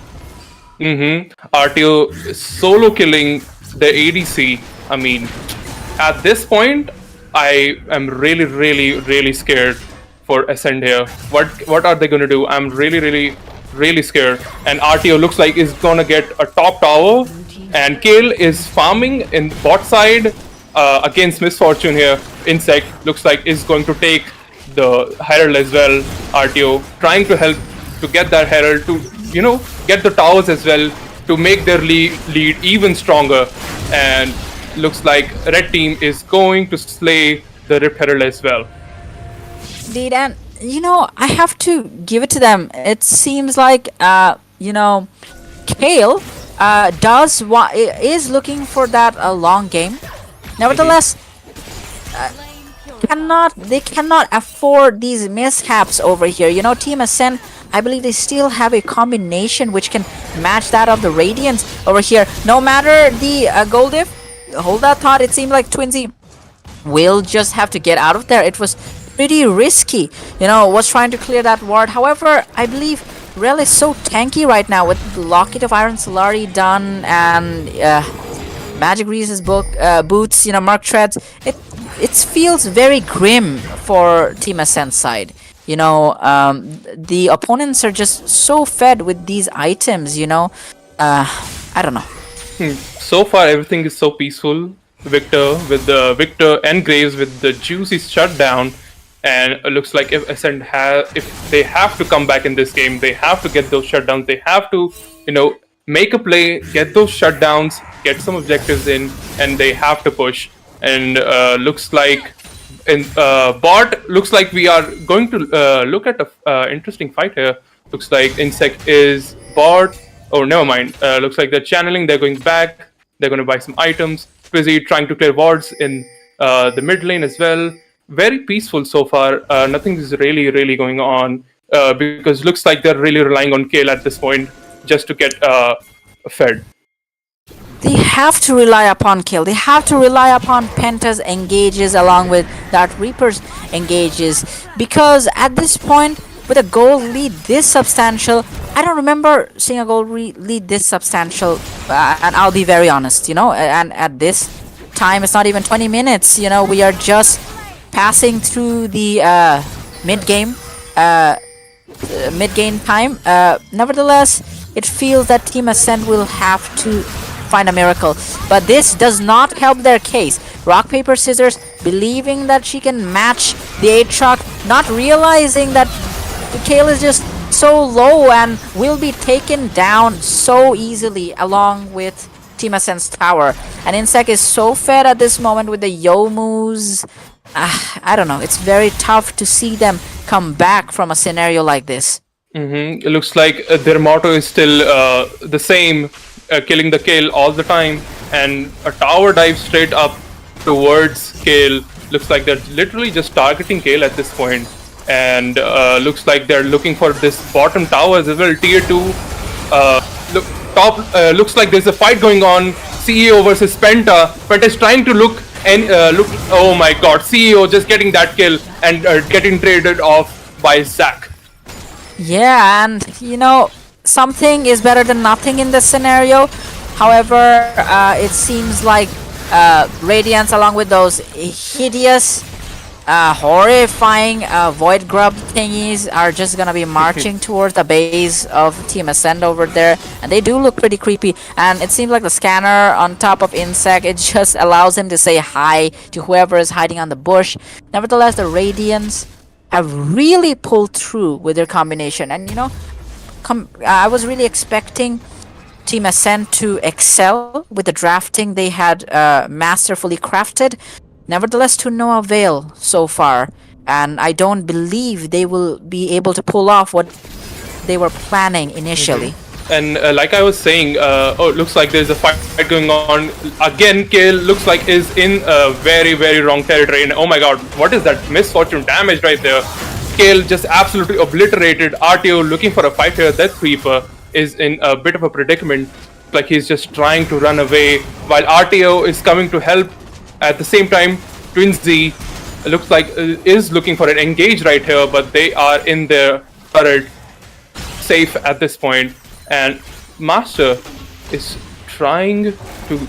Oh, looks like Insect is just trying to poke, and looks like he's just trying to get these towers. They're trying to push, and oh my god, another tower, tier 2, gone. Penta is trying to get anything here, but RTU just comes for the rescue and kills Penta, and taking another tower. Oh my god, these guys just literally took towers on towers and killing everyone in the process. And you can see the Radiance really utilizing their experience and skill in these regards. I have had the privilege of watching many of their matches. It seems like RTO will miss everything. Nevertheless, will that be anything? I don't know, because Kayle down to like 1% of her HP, and Rock, Paper, Scissors yet again will be taken down as if a prey being hunted in the wild. I don't even know what to say. It seems like Team Ascent have to really consider that they may have gone into a realm beyond which they cannot return at this point. I mean, I really have to commend this Kayle as well. Even though they're targeting this rail a lot, Kayle still gets, managed to get some kills as well as keep up with the CS as well, because like we saw in the laning phase, Kayle was really getting bullied by Insect as well as Aatrox as well. They were really getting bullied, but Kayle still managed to up his CS. In fact, even more than Aatrox here, even though after all that Insect bullying. It's really commendable. Yes, and as casters and analysts in this regard, we have to consider what the options for Team Ascent are at this point. The Baron Nashor will go down so easily to the Radiant side. There is no opportunity for Team Ascent to defend against this. Insect has Bloodthirster on him now. Not only does he have lethality, he has substantial sustainability right now. Kayle walking up, nevertheless does claim that turret. However, it seems like Twinsy is circling around, and this Angel will be surrounded, and it's very tough to watch. This is so unfortunate for Kale, but looks like you said, like any ways they can come back are really scarce because their ADC is 0-3 and really lacking a lot of items here. At this point, 22 minutes, really lacking a lot of items. So at this point, it's really looking bad for Ascent. Yeah, and a lot of their combination relied upon them getting ahead earlier on. It felt like whatever they had, whatever the amazing drafting they did, I feel, in my opinion, it didn't work out, and a lot of it is because perhaps rock paper scissors needed to be a little bit more patient in top lane. Don't you think so? Exactly, and Insec is just absolutely targeting Kale right here. I think is also a really great move by Insec at this point because they know Kale is such a strong champion at the end of the game. And it looks like they're trying to get more towers right here. RTO is with Insec all the time, and at this point they can do nothing but defend the towers here so that they can at least not get the inhibs at this point. But looks like they just don't really care. They're trying to get in. Dark Reaper trying to defend the tower as well. Rock, paper, scissors take a lot of damage in the process. Penta, oh my god, Penta looks like it's taking so much damage from CEO. What is the damage, by the way? Easy getting in, trying to look for an engage, but Raidmaster is trying to get out of the situation. Scorpio is so oh my god, Insect, what is that damage, my guy? Penta trying to look for kills here. Penta pops his ult out, and RTO is also popping his ult out and getting 2 kills in the process. Oh my god, Misfortune gets all of them. Triple kill by Misfortune. Penta, however, gets the shutdown, but looks like it's over for them. RTO is a beast when it comes to damage. Aizen is a beast when it comes to damage, and CEO is also a beast when it comes to damage. But looks like the game is going to be wrapping up. Radiance wins against Ascent. And what a victory, it was so coordinated, so calculated, almost 60k gold, Surprising for me to see these, I don't really get to see these often. However, the Radiants seem to be upping their game over here. And, Team Ascent, it felt like they would be able to answer to their dominance. They were incredibly dominant in the group stages. However, at the quarterfinals, the Radiants really showed up, and I have to give it to their communication. They were incredibly coordinated over there, Twinsy. But I have to say, Insec in this regard was the star of the game. Exactly. Really shutting down Kale, rock, paper, scissors at top lane. It really paved the way for them to cripple Team Ascend. And as we can see, the outcome was not surprising. Exactly. And I think Twinsy is not really appreciated at this, not well appreciated, because Twinsy was a great playmaker. We could see like all those ults and the engages that Twinsy really Indeed. put upon against the enemy team. Like it was so good, like so well executed. And obviously at this point, Aizen is just so far ahead. Like I said, lethality, Misfortune, really great damage. It was really I would have really it should have been really interesting to see Aizen using his ult in the team fight, but looks like the game is really over too soon for that. And yeah, looks like it's a really great win for Radiants. Yeah, but hats off to Team Ascent. They fought till the end, and it was incredibly admirable. We have seen them before, and we know that they will be back. So yeah, all those who are watching, we hope you're enjoying the show. That match was a conflict of destinies indeed, and they really went at it. Radiants stand as the victors of the second quarterfinal game of the night. We will be moving over to the third game, which will be Kingslayers versus PnX Ascension. Please stay with us, Trickster. What a game, right? Like really great win. Anyways, good luck for all the other teams, and really great matches is coming far ahead. Yes, please stay with us. Thank you.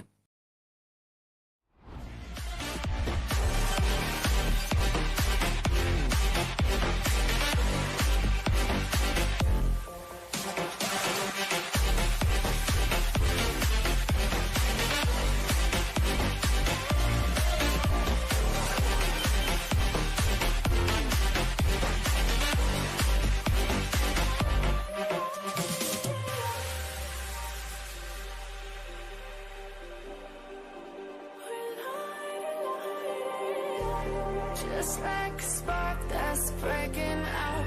Can't make a stop, can't turn back now. We know that there's no room for doubt. No, we can't turn back now. I see danger in your eyes. They know we'll burn down the night. Only just like the sunrise. You know that we gonna light it up. Tonight, we gonna light it up. Tonight, we gonna light it up. Just like the sunrise, we gonna light it up.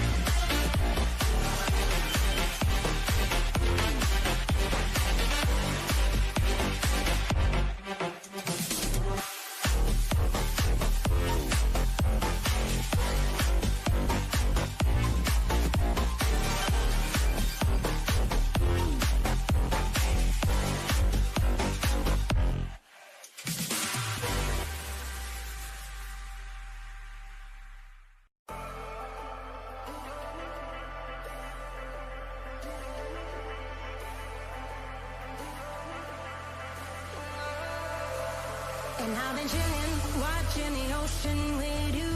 Baby, up with a slow motion crew. And we up in our growlings when people change, but not us. And we just chilling, kicking it, kissed by the sun. Could be soaked to the skin in the moss room. I know she got the good vibes when seasons change, but we're the same. Even if I lost all my money, the zero runs deep, honey. And I don't need to speak a single word, 'cause you got me holding, holding. Even if my jokes sound funny, my tongue tied up on it. And I don't need to speak a single word, 'cause you got me holding, holding.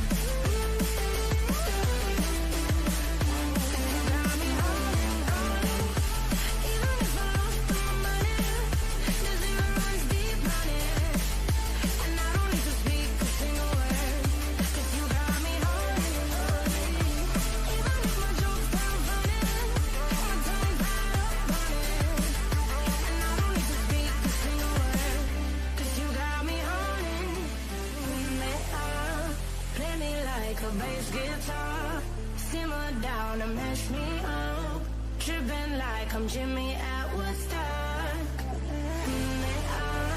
Drumming round in your red Ford, shivers down my spinal cord. Oh, oh, oh, oh. 'Cause you got me holding, holding. Even if I lost all my money, the zero runs deep, honey. And I don't need to speak a single word, 'cause you got me holding, holding. Even if my jokes sound funny, my tongue tied up on it. And I don't need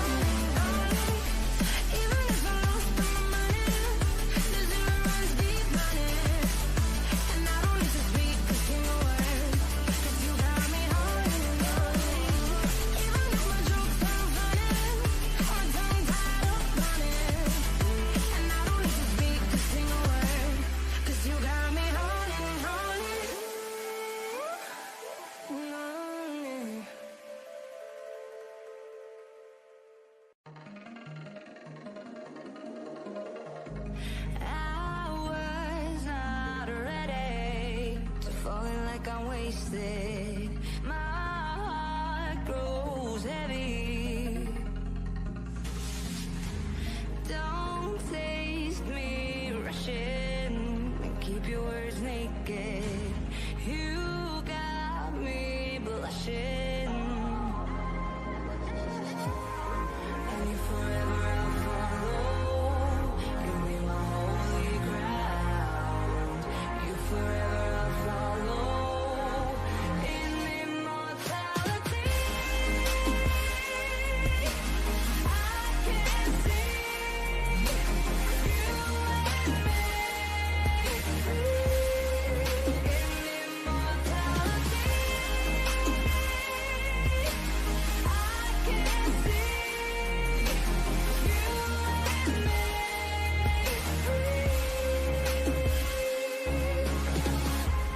you left me crying and running through a ghost town, alone and stranded. Why leave me hoping and guessing for the answers? No place stays forbidden. And if forever I follow, you'll be my holy ground. You forever I follow in immortality. I can see you and me in immortality. I can see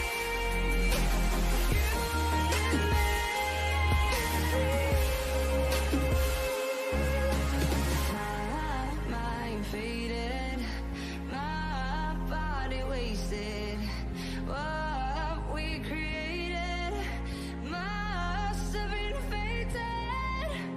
Just promise me immortality. I can see you and me in immortality.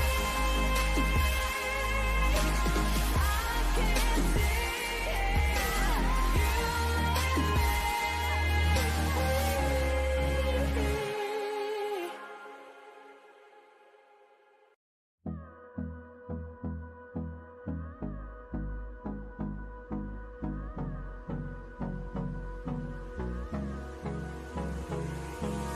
Hold me close till I get up. Time is barely on our side. I don't wanna waste what's left. The storms we chase are leading us, and love is all we'll ever trust. Yeah, no, I don't wanna waste what's left. And on we'll go, through the wastelands, through the highways, till my shadow turns to sun rays. And on we'll go, through the wastelands, through the highways, and on we'll go.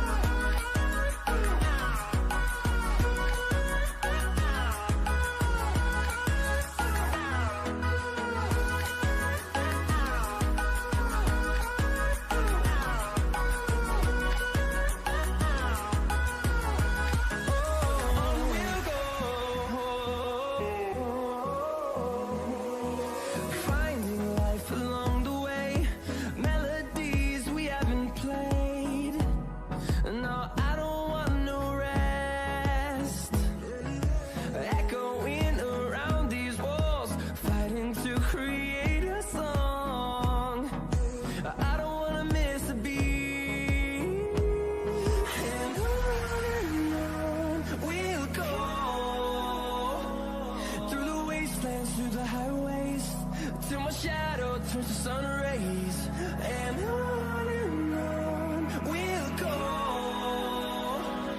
through the wastelands, through the highways, and on we'll go.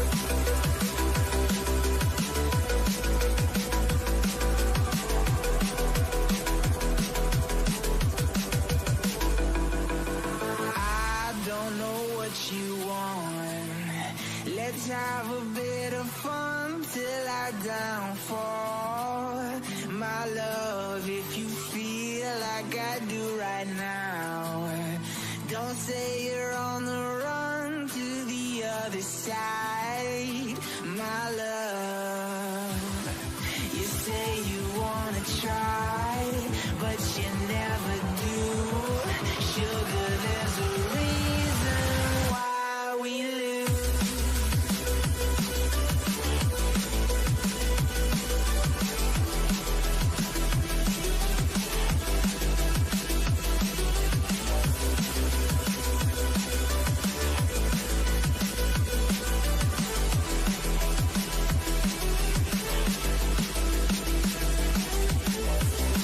You say you wanna try, but you never do.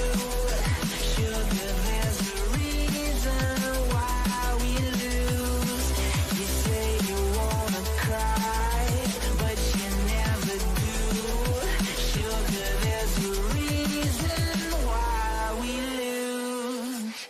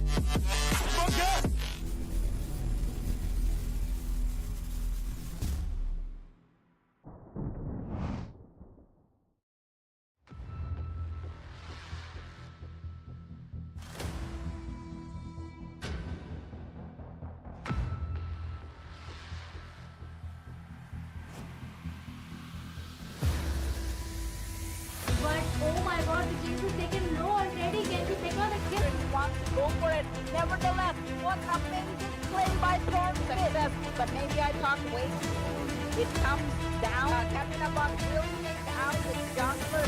And he picks up another kill. Anti-Crusher falling low, but it's going to be a double. Like this game.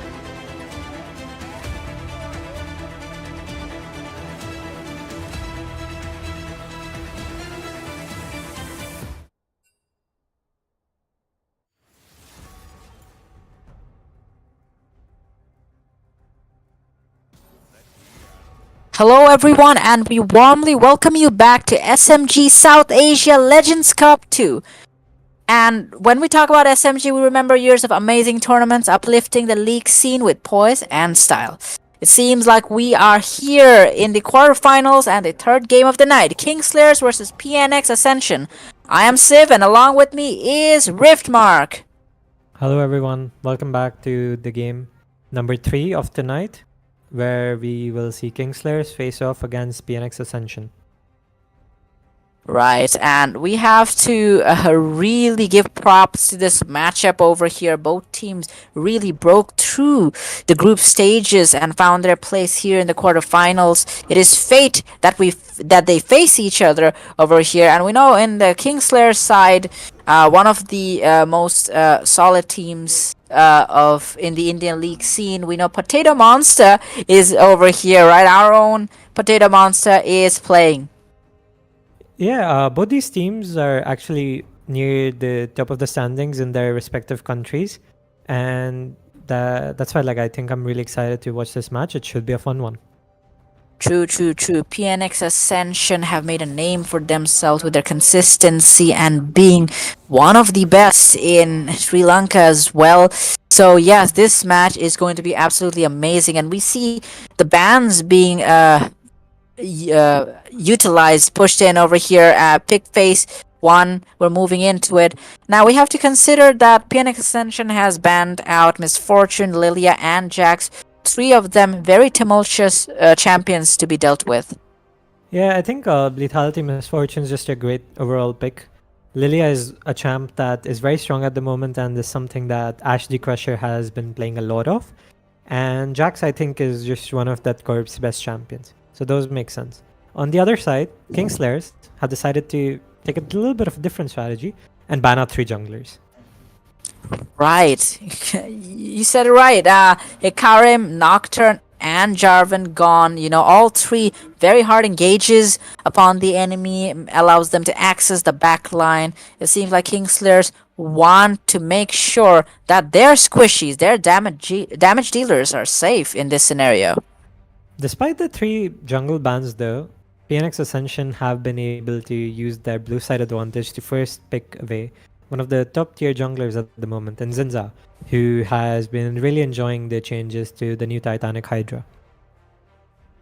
Indeed, you said it right, and we can see a Blitzcrank and Tristana being picked at the bot lane of Kingslayer's side. That is a very, very fun combination and a very aggressive combination to boot.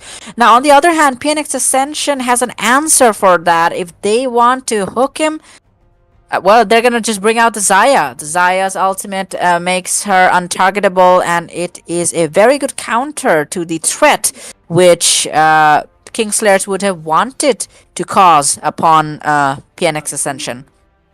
I think they mainly picked the Tristana Blitzcrank because it's just comfort for Potato and Black Thief. However, PnX Ascension has answered it with Xayah Braum, which is a notoriously safe lane. And I think it'll be really difficult for Potato and Black Thief to really kill them unless they step up too far. Right, you are, and you know, with Braum being able to administer so much CC, it's going to be very difficult for Tristana to jump right in, put the bomb on top of Xayah, and deal the damage which this ADC is intended to deal. Now, with the Graves pick being taken, it seems like they have a very aggressive combination so far at the Kingslayer side. What do you think about the Graves jungle pick? It's a champion that's really strong in the current patch because of the changes to the lethality items. He's really happy with how they've come about and can go various different builds. I've seen things like Will Take, Cyclosword, the overbuffed Hubris, the classic Youmu's. So it'll be interesting to see what build path he decides to take. And you gotta realize that the Xin Zhao with the Sundered Sky item will be healing for so much. His passive on its own heals him, and every 6 seconds every auto is gonna be healing him for tons. I've experienced it firsthand, and they're gonna be wanting anti-heal on the side of Kingslayers because Xin Zhao, once he does get strong, is going to be a lot of problem. The Corki and Aatrox bans coming out by Kingslayers for the solo laners of PnX Ascension, and PnX Ascension decided to respond with the Gwen ban, which we saw Deathcorp absolutely stomp with in the previous tournament. And their last ban will be a Fiora. Again, another targeted bans towards Deathcorp. Lots of focus on the top side by PnX Ascension. Yeah, I mean, I believe PnX Ascension will be planning to go something tanky right now, making sure Fiora, Jax, these lane bullies are out of the equation. Kingslayers have locked in on that Akali so that they are able to move through their front line. PnX Ascension's bot lane already seems incredibly strong, so if anyone can infiltrate, it is Akali. That is true. And I think it's also a flex pick. It could honestly go in either top or mid lane depending on what PnX Ascension pick. True that. PnX Ascension have decided to pick in Mordekaiser, a really strong champion in the current meta, because now he can actually build both Riftmaker and Leandru's items that he loves together to get about 15% almost damage increase after a few seconds in combat. The thought in itself made me shudder. Yeah, that's a lot of damage, you know. Leandries and Riftmakers healing. It seems like they will opt for the Silas at mid lane, and they have incredibly strong AP sustaining champions on PnX Ascension side, and it's a very, very balanced drafting phase so far. We're waiting to see whether Kingslayers opt for a top laner or whether Akali will be flexed into it.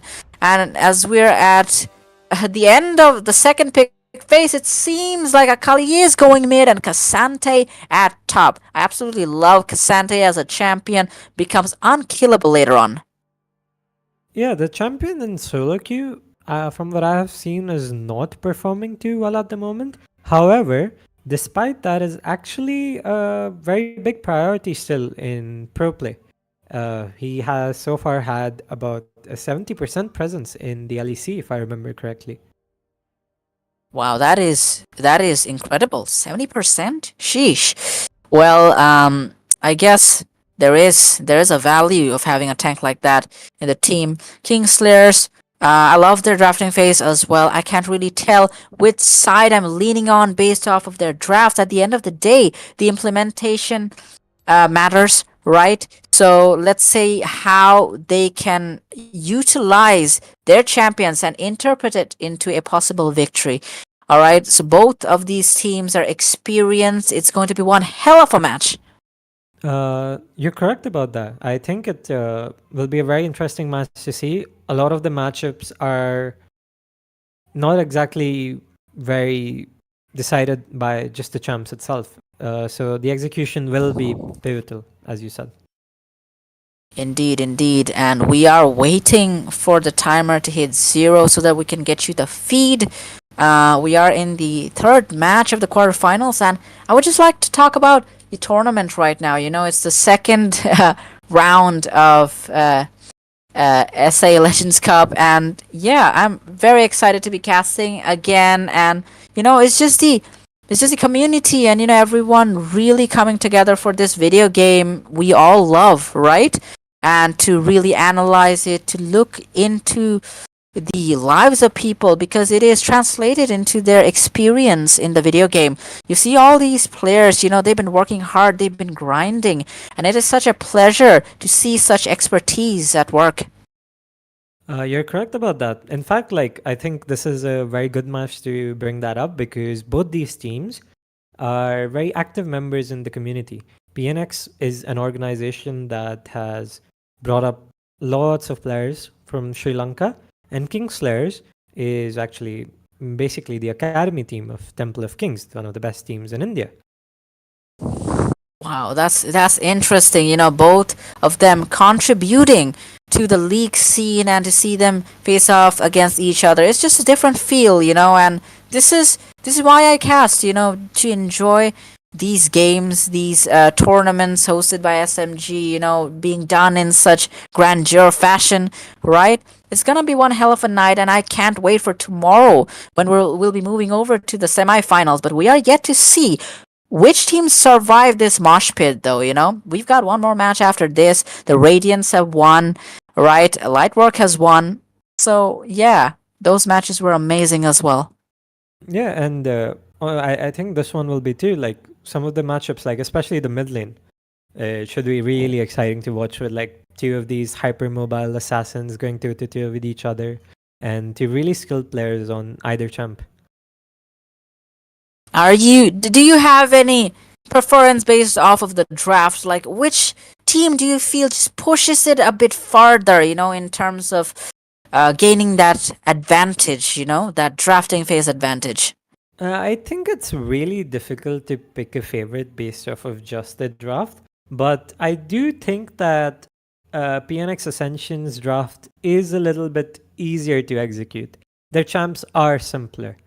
So if I had to pick, they are probably the team that I would lean towards. Indeed, indeed. Undoubtedly, that team seems to be boasting a very solid drafting. On the other hand, Kingslayers have Tristana and Blitzcrank. You know, both the games we've seen so far, you know, whatever felt like a stronger drafting ended up losing, particularly, you know? Like, it feels that not only is drafting phase important, but there are other elements of the game. Execution at the end of the day is key. Ensuring that there is good communication and synergy between the teammates is like an important aspect of a game of this stature. When we're playing in this level of competitive esports, right? You're correct about that, and that's why, like as I said, I do think that PnX Ascension's draft is a little bit easier to execute because a lot of the champions that Kingslayers have picked, like for example the Graves, they rely a little bit on getting ahead and snowballing their leads. Indeed, indeed. Well said over there. And we gotta hand it to the Zaya and Braum pick though. As soon as they saw the Tristana, as soon as they saw the Blitzcrank, they were like, okay, we don't want to deal with that. All right, let's go for something safe, something which has the ability to scale. Now, although we have not seen Zaya in previous matches really pop off, however, this may be the opportunity. A machine gun, indeed, she can be. However, relies upon some support from the teammates. I would really like to see the Xin Zhao play around bot side this game. As we get into game, we can see PnX stacking some of their members into a top lane bush, maybe expecting an early invade from the Kingslayers.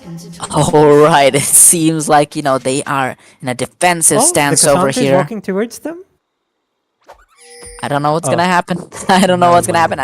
I think both of the teams are reasonable enough to realize that never mind it. Never mind what I said. It seems like Cassante will move into the death box and Xin Zhao will just take him down. 2 kills. Sorry, 1 kill going over to the side of PnX Ascension. Yeah, the scoreboard seems to be a little bugged at the top. Apologize to the viewers over that. I can confirm that it is just 1 kill over to the side of PnX, but honestly, probably no better member to have that on at this point. The Xin Zhao will be really strong now and can look to transfer that onto all of his lanes. Really well said, really well said. And of course, this is the start of the game. Seems like Silas would want to do some damage onto Thorfinn. The name brings back memories. Thorfinn is an exceptional mid laner. And yeah, let's see what happens. It seems, however, that Silas, PnX Ascension's mid laner, is really giving Akali a run for her money. Yeah, honestly, that matchup, as I talked about earlier, it's just so fun to watch because both champions are so skill expressive and oriented on trying to kill the other champion. It's not like one of those mage versus mage matchups where both mid laners just fall asleep trying to farm.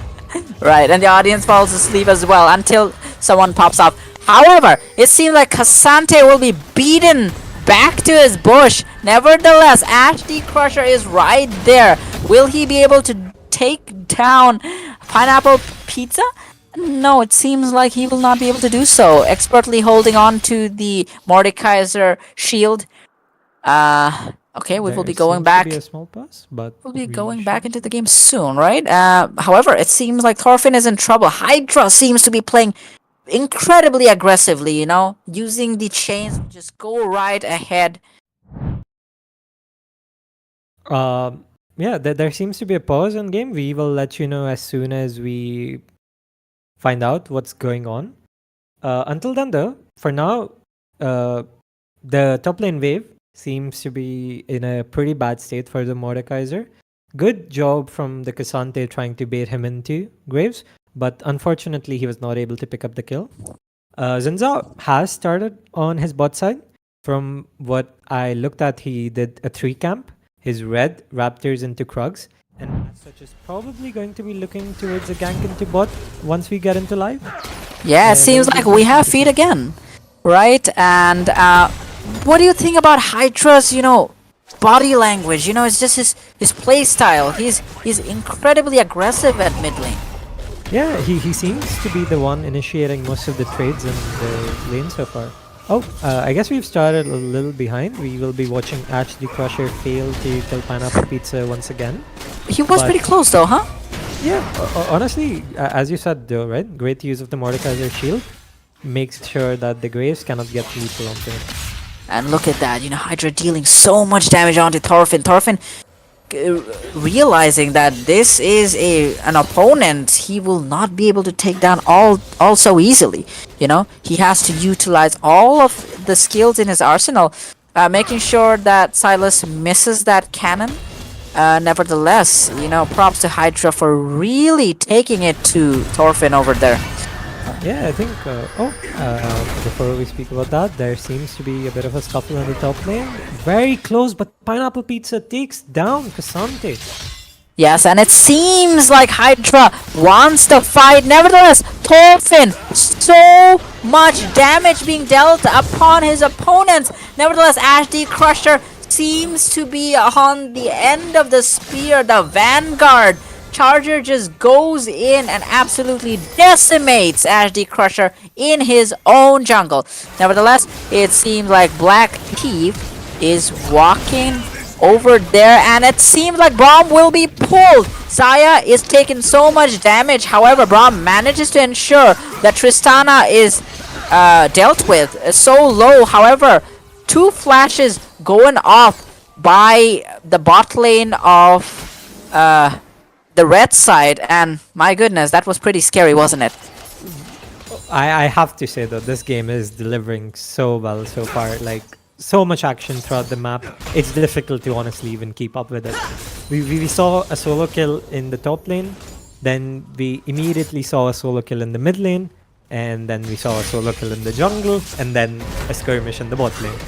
Right, and at this point, PnX Ascension seemed to be ahead. A hook! What a beautiful hook too! Nevertheless, will it be enough to take out the Braum? Indeed, it shall not be so. Changer straight still over there, trying to ensure that his bot laner is safe.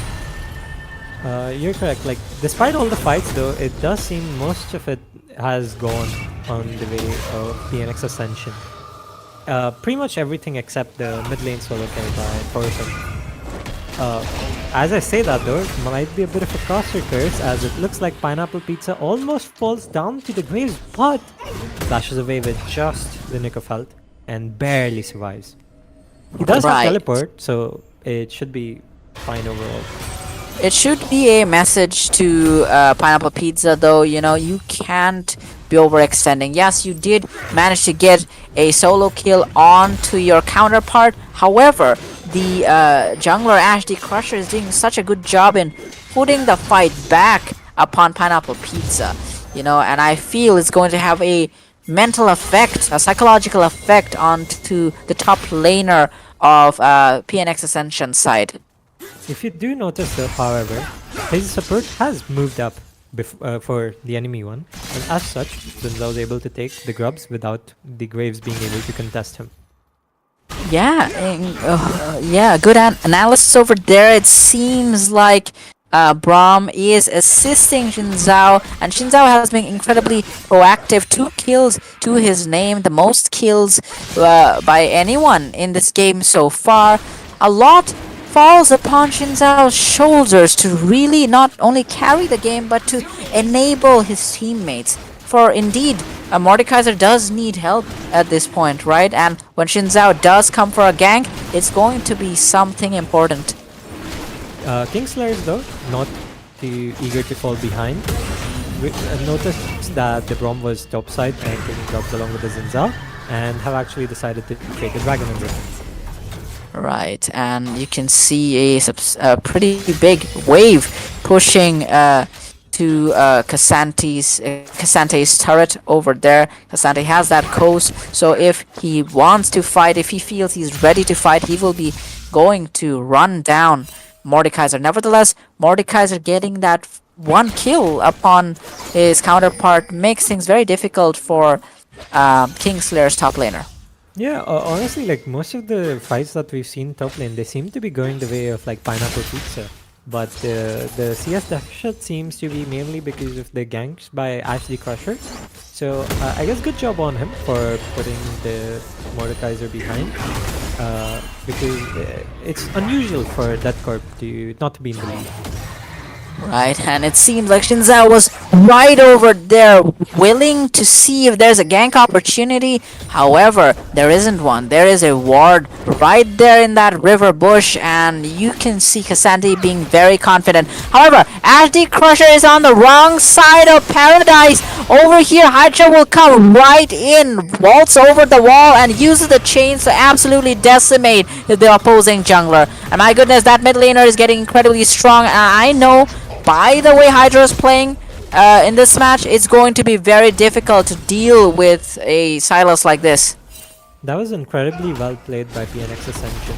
So what happened there is actually that Ashly Crusher... Oh, before we speak, that seems like that Purple is getting a solo kill onto Pineapple Pizza. I mean, wow. I mean, okay, a battle going on at bot lane as well. Love2 trying to deal so much damage onto Black Thief, and Love2 will absolutely slice down that mechanical hero. But yeah, Dead Corporal did amazing over there. You know, with that CS lead, you can see he's utilizing his expertise to really suffocate and choke down that Mordekaiser. Mordekaiser will be even more scared at this point to walk up, you know, considering he knows that Cassante is not gonna fall all that easily. And even under the turret, Cassante was exceptional. Dead Corporal brought him over the wall. Hold that thought. It seems like Braum will be chunked down to an HP, which is enough for Ashly Crusher to utilize his ultimate and absolutely vanquish him from these realms. This is a very interesting chain of events actually, well played by both teams, I would say. So initially when we saw the Xin Zhao trying to look for a kill, or a gank rather, on the Kusante, Ashly Crusher recognized that the Xin Zhao was top and his red buff was up. He tried to invade, but PnX Ascension read him like a book and collapsed on him with his solo lane, with the Silas and their bot lane, resulting in Ashly Crusher dying. Then the Xin Zhao, after his reset, was able to walk bot and actually get a kill, but Ashly Crusher again as well respawned, and the PnX Ascension bot lane ended up greeting and overstaying their welcome, and the Braum has to die. Right, and absolutely well analyzed over there. It seems like any form of greed is a sin, and over here, that sin might cost you very dearly, especially when you're at this level of competition, right? I mean, this is the SA Cup, this is the SA Legends Cup, alright? So they gotta be on their toes. Any mistake will be problematic. Despite all the action in the early game, Kingslayers have actually not managed to get ahead of their opponents, and I think if the game stays relatively even, there is a goal lead. I'm not trying to discount that. There is a small goal lead for PnX Ascension, but what I'm trying to say is that even if it remains relatively even for the next 10 minutes, I think they are in a better spot than Kingslayers, simply because I feel like their champs don't require them to get as ahead. Silas scales pretty well into the game. The Zaya, very happy heading into the mid game. And Mordekaiser scales like a dream. Okay, and it seems like a fight will ensue. Black Thief moves in so deep. However, will he be able to survive? It's astonishing to realize that he does manage to survive. He is in the death realm though. Pineapple Pizza will absolutely bury him into the ground. Thorfinn so deep inside enemy territory. However, he has his teammates right there helping him. Will the Armored Titan fall? No, he goes right back into the turret. On the other hand, Shinzao is on the wrong side of the map over there, will be taken down by a very cheeky ult by the Graves. Yeah, I guess that's another case of the Caster Curse, because exactly what PnX Ascension didn't want to happen, and they ended up giving over a few kills to the side of Kingslayers, who are now even in gold. Right, indeed. And you can see so much pressure being put upon Pineapple Pizza. But you gotta hand it to this Mordekaiser. He's sturdy and he is strong and he is ready to defend his turret. And that is incredibly admirable. Yeah, it's actually surprising. He's been ganked so often, but his only death was actually a solo kill. Right, and it seems like Black Thief will be taken out. Hydra goes back in, and so much damage being dealt upon the Tristana. I don't know whether he exactly needed to flash, but I guess he just wanted to be on the safe side over there. You know, the Akali was there to support him. You know, Thorfinn is trying to match this Silas. However, the Silas has been incredibly efficient for his team. On the other hand, Thorfinn does have 3 kills to his name, so you can consider him very fed.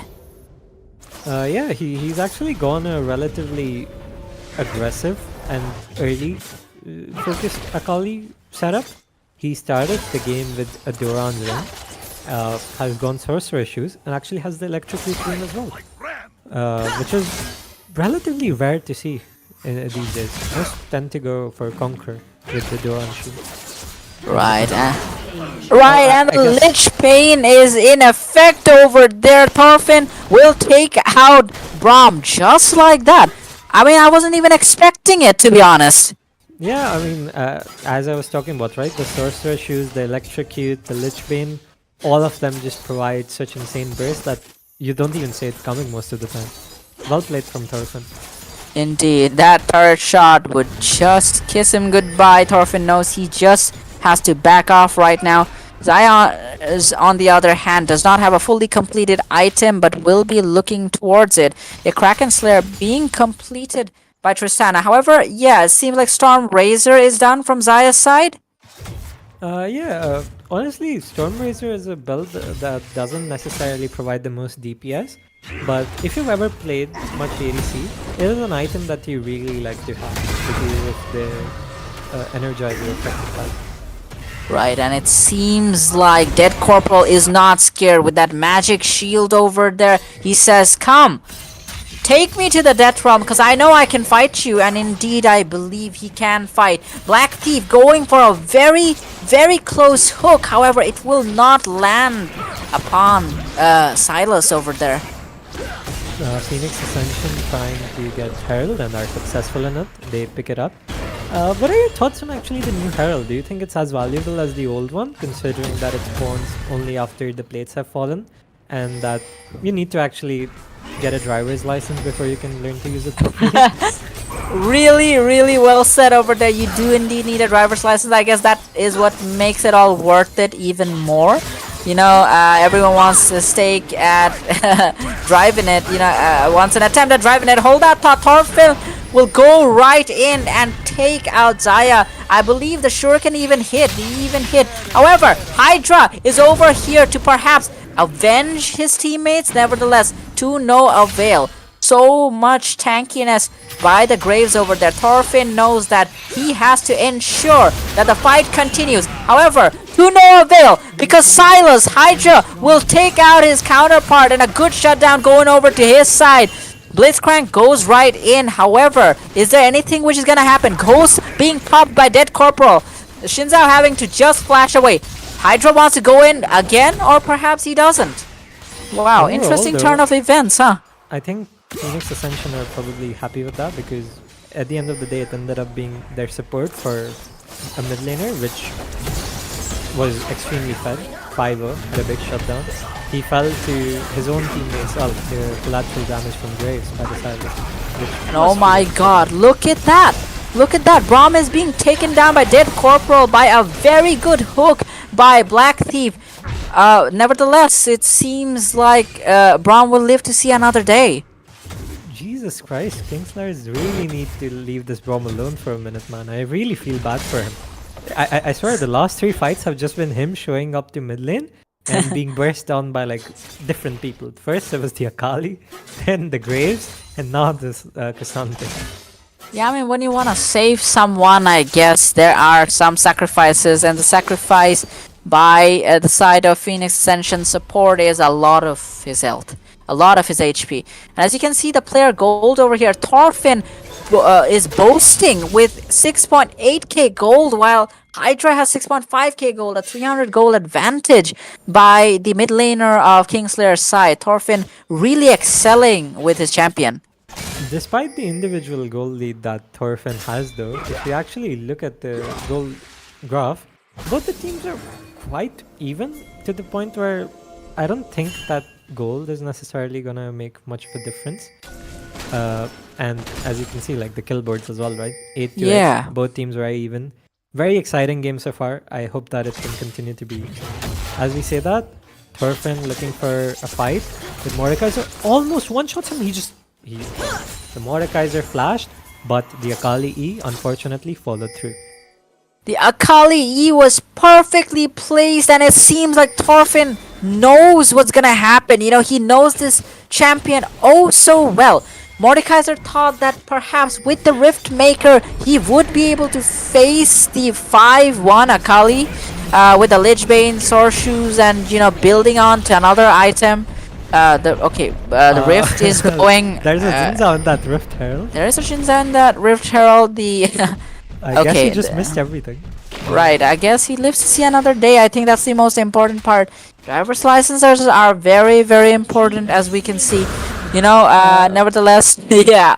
In hindsight, actually, I think that might have been intentional because Thorfinn started channeling his teleport mid lane.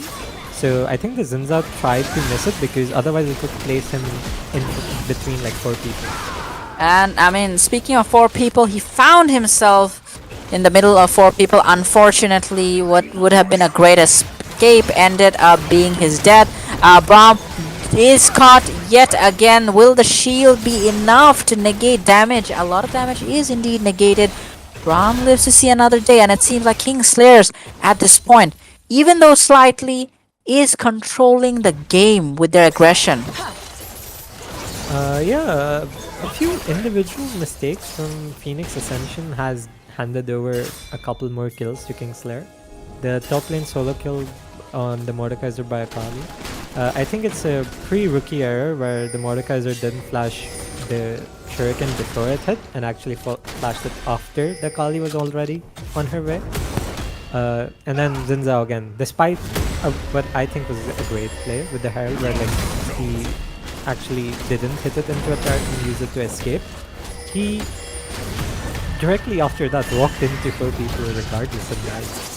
So Right. It's really sad to see, but overall still impressive from PnX Ascension to be not too far down in goal despite the individual mishaps. Great play from them as a team. Right. However, they should perhaps be careful about these mishaps as they move forward, right? Considering we are moving into the mid game and things will be getting incredibly spicy considering the items will be coming up. We can see like Graves has been focusing not really on going ahead with the kills, but you know, just making sure that the kills are secured with his ultimate. Active Crusher has been very successful, so much so that at 20.5 minutes, Kingslayers are attempting the Baron right now. Yeah, the PnX Ascension players just do not have any vision on it, and I guess honestly no one really expects this to happen, right? Although they seem like they might be catching on to it, but are they on time? We will just have to see. They know, however, that the Baron is being chunked down. It has been stolen by PnX Ascension. My goodness, Xin Zhao just goes right ahead. The protagonist of this story, Pineapple Pizza, has Potato Monster in the death realm. However, Potato will be able to survive over there. Love to nevertheless ensures that Dead Corporal does not see the next day. Will take him out so well. And my goodness, 2 down on the side of Kingslayer. This is disastrous. That Baron fight, I mean, let's talk about it. Xin Zhao just goes right in, and what a perfectly executed smite, I gotta say. Hats off to jungler from PnX Ascension side. Yeah, honestly, I think one of the key reasons as to why that happened was because in this new patch, the Baron is actually a lot more tankier and takes longer to kill. And Kingslayer, I think, are just not used to that as well. And unfortunately, they had to pay such a massive price for that mistake because not only did they lose 2 of their members, they also gave away the Baron. Right, that is very problematic for them. I love how PnX Ascension have just turned this game around, and I gotta give it to the Xin Zhao in this game. You know, Xin Zhao and Hydra, they have been really driving their team forward. You know, Pineapple Pizza have has not been having a good time at top lane. However, the mid laner and the jungler has been forthright and steadfast. And it's great to see them absolutely take this game back from Kingslayers' hands. Once again, though, as you see the individual player go on the left, you can see that despite PnX Ascension having such a massive lead, the person with the most gold is still Thorfinn. He's been having an exceptional game so far, and he really needs to continue doing so if Kingslayers want to have a chance at coming back in this game. Right. And if we go over to the comments over here, the chat, Kasun Witanage says, "Let's go PnX." Yes, alright. Then it seems like, okay, a Trickster PS goes, DC doing DC things. Right. Magzi says, "That is very sad," with a sad emoji. And yeah, Nikhil Chandra says, "Shinzao the MVP," and I don't know how we can really argue with that so far, right? That Baron steal was beautiful, and he has been pressurizing the Summer's Rift for his teammates throughout this game. Yeah, I mean, honestly, like, sure, the team fight was bad, but the smite at least was just a 50-50, right? Obviously, Kingslayer shouldn't be taking things like that, but Zinzao took him up on the challenge, and he just won. Right. He is the protagonist of the story so far. However, let's see who wins. The victor decides the end, right?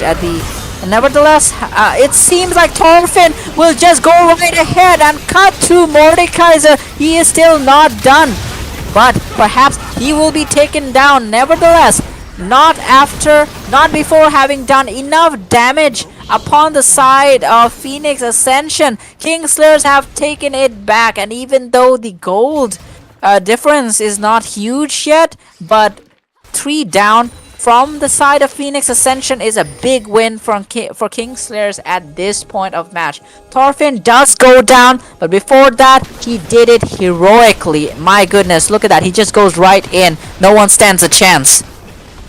Once again, the Zaya actually ulted after the Akali Shuriken hit her, making it so that she took most of Akali's damage already.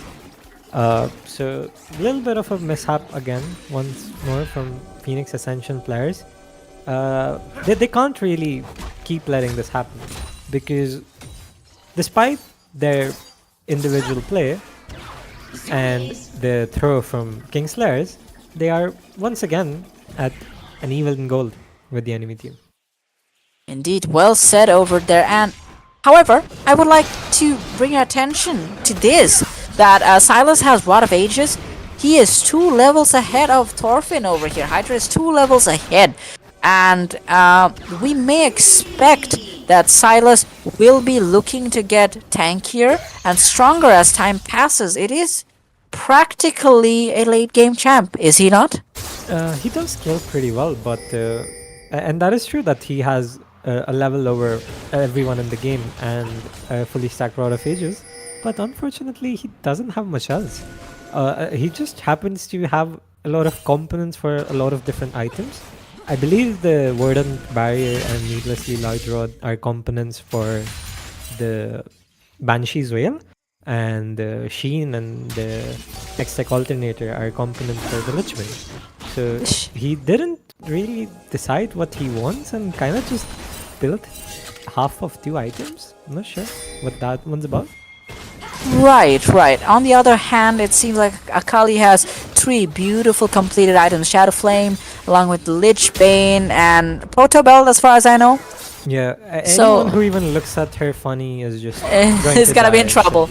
Right, but look at that thick magic shield upon Dead Corporal. Dead Corporal means business, dealing so much damage upon Pineapple Pizza. I believe they're both in the death realm, just duking it out. However, Pineapple Pizza, does he have enough strength to deal with Dead Corporal? That ultimate was an answer to that. However, such beautiful healing by Pineapple Pizza over there. It seems like the game was turned just like that.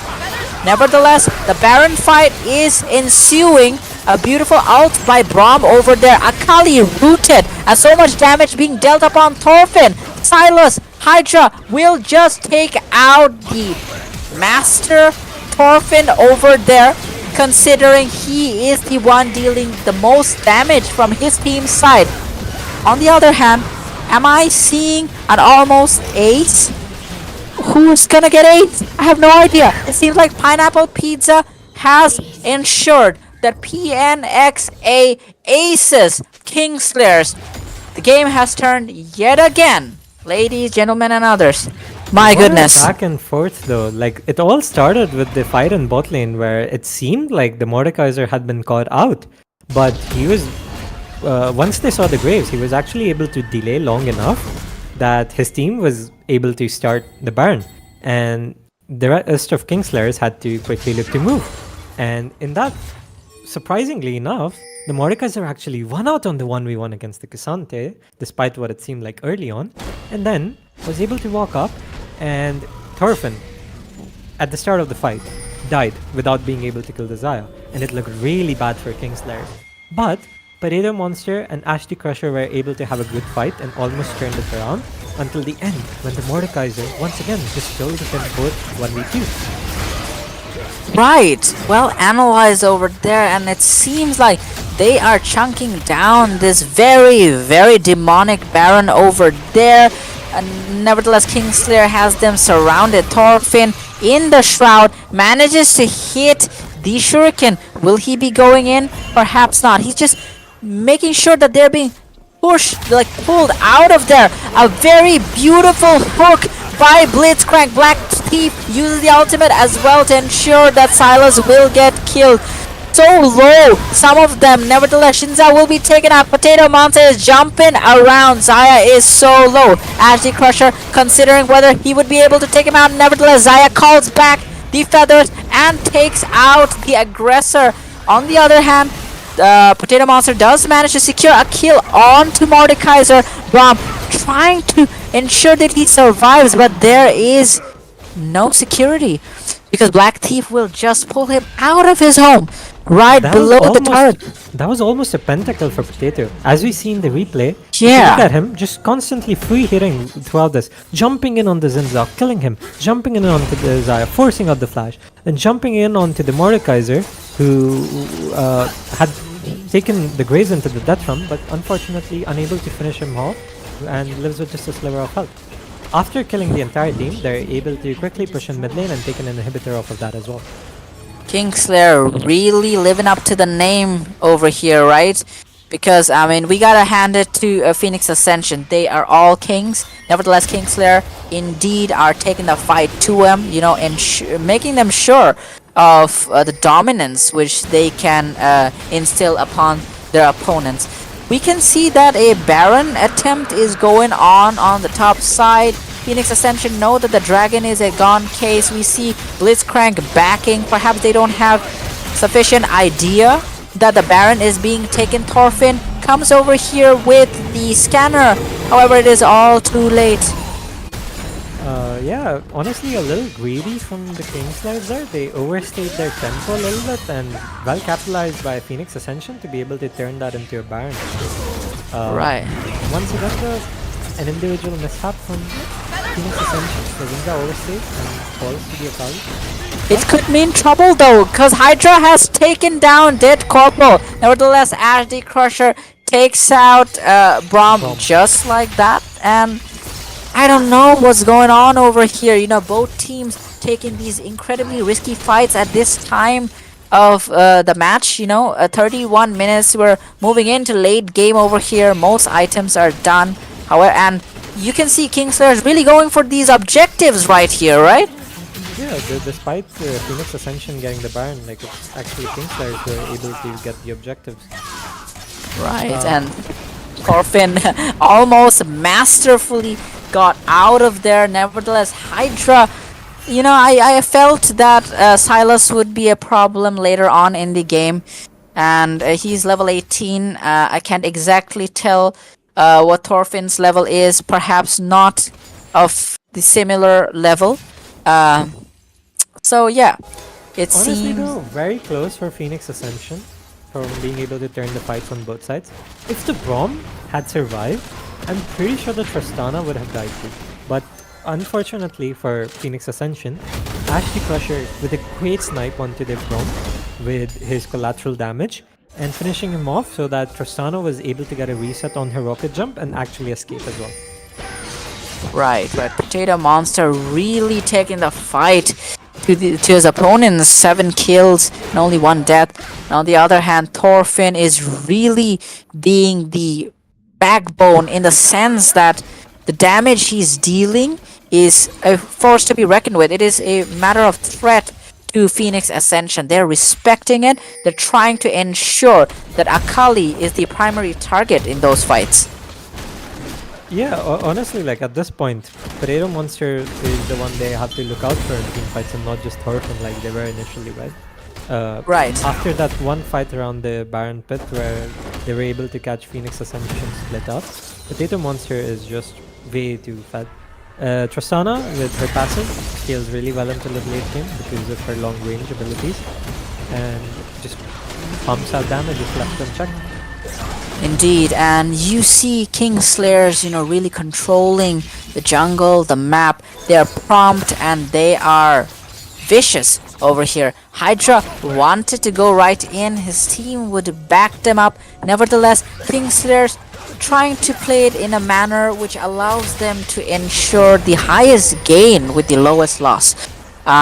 They are taking these objectives. They are trying to really suffocate their opponents, and what a hook by Black Thief. Black Thief has to flash away, however, and yes, the siege has been broken, or has it?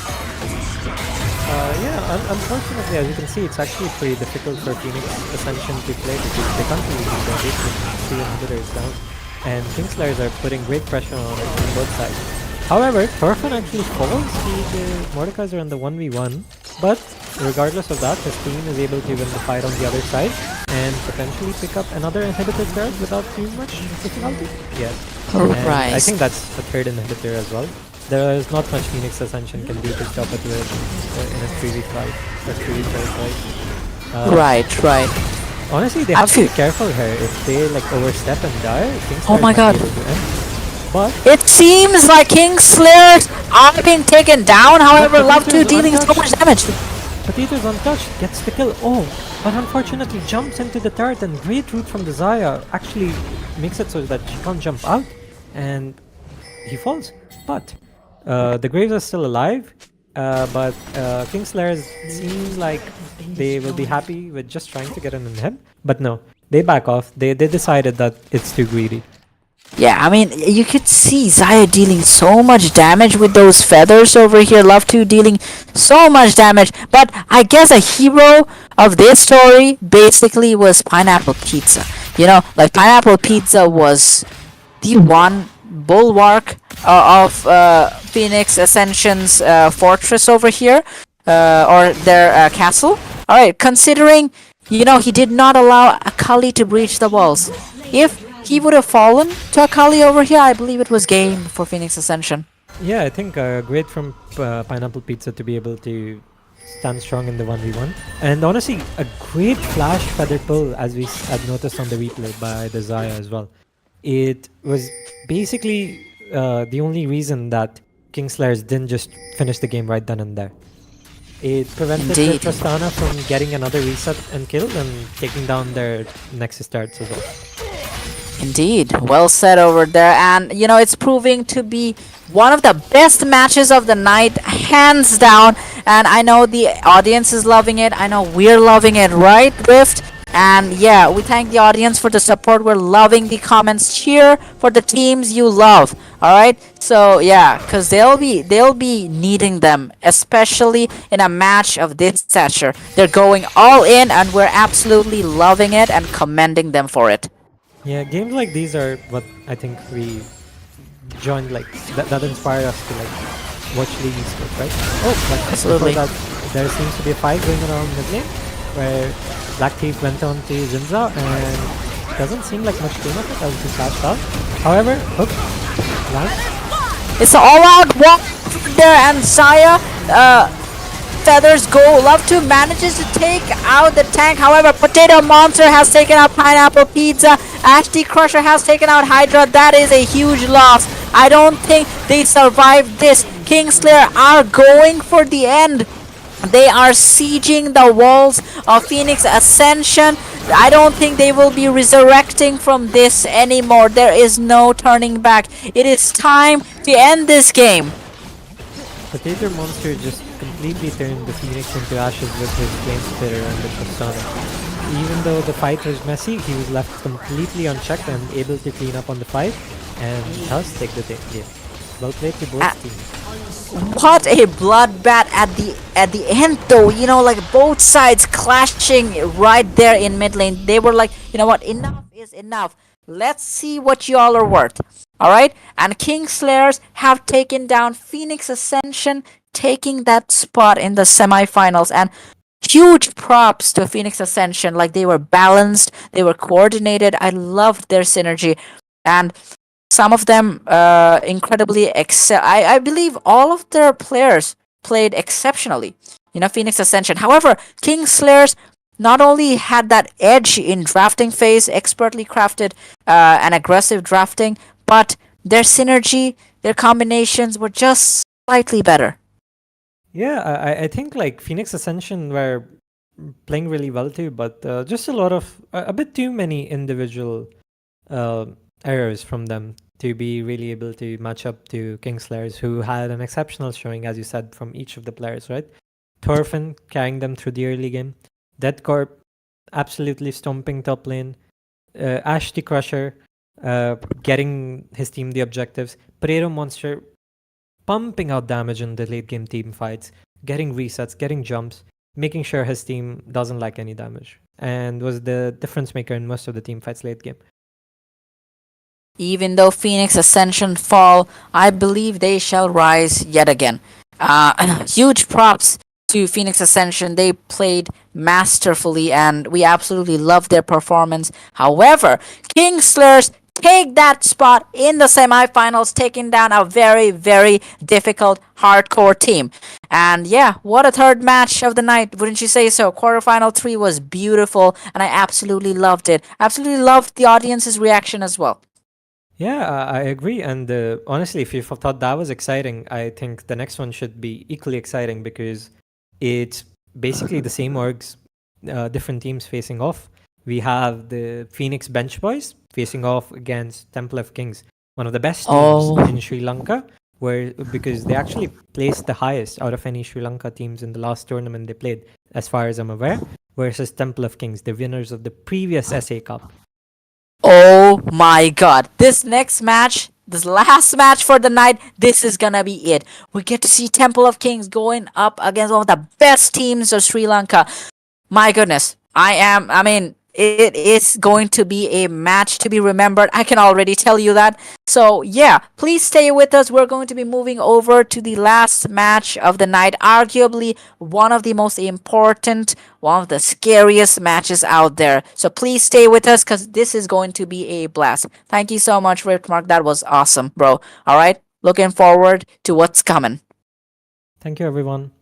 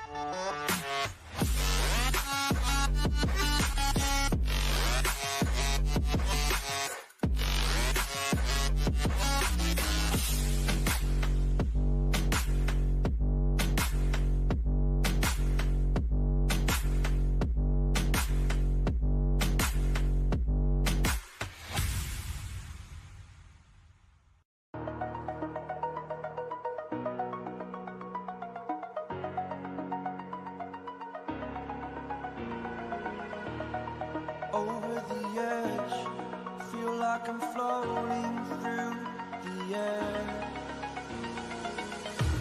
The pain I felt is paid for, all is said and done. Oh, I am restricted, fixed upon the web. I need to kick the habit that my mind is breathing in. Break out, I've got to see. Spent all my life holding all of it closely. I played it innocent, a feel of discontent. I'm finally facing it all, fearless.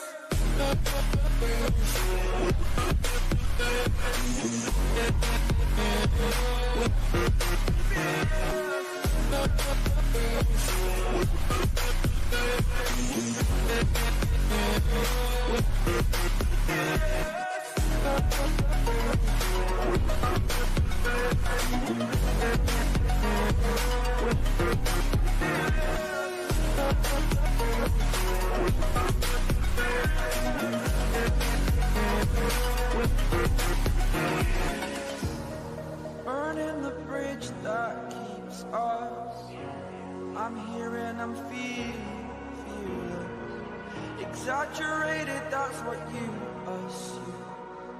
The story's over now, I must conclude. I am conflicted, watching where I step still, hanging in the balance. Not the life I want to live, I want to take it all. Standing tall, fear I weighed the person you are. Oh, break out, I've got to see. Spent all my life holding all of it closely. I played it innocent, a feel of discontent. I'm finally facing it all, fearless.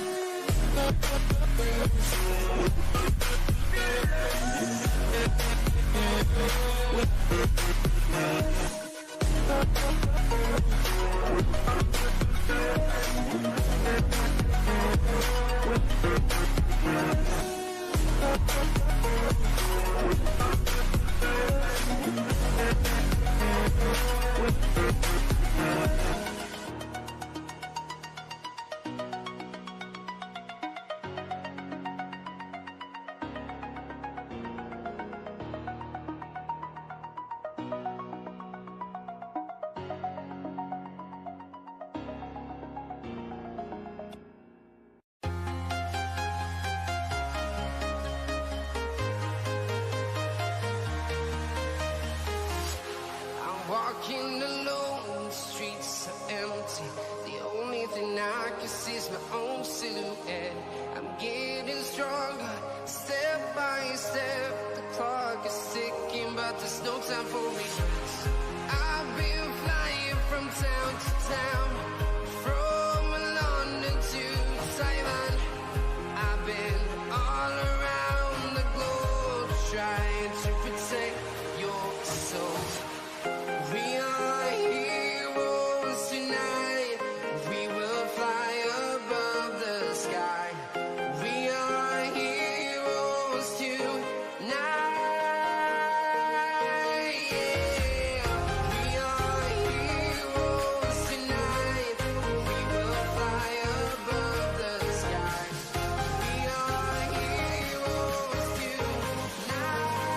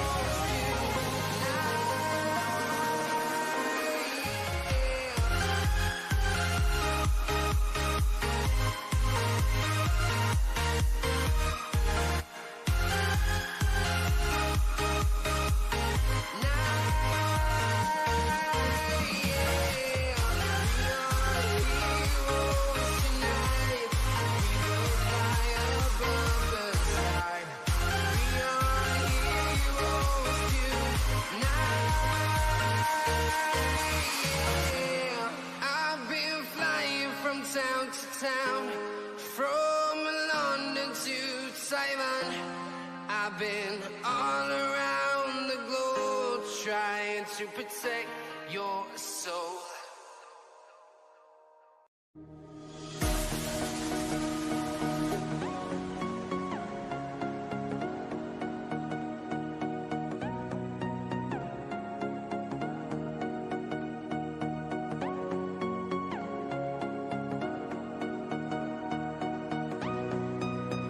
More than ever, destined to find one another.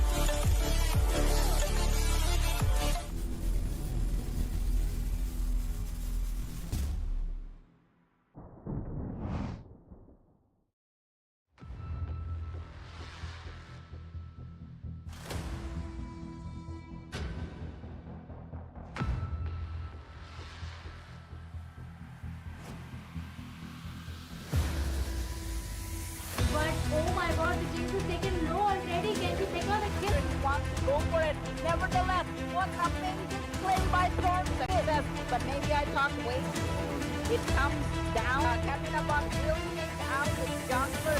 And he picks up another kill. Anti-Crusher falling low, but it's going to be a double. Like this game.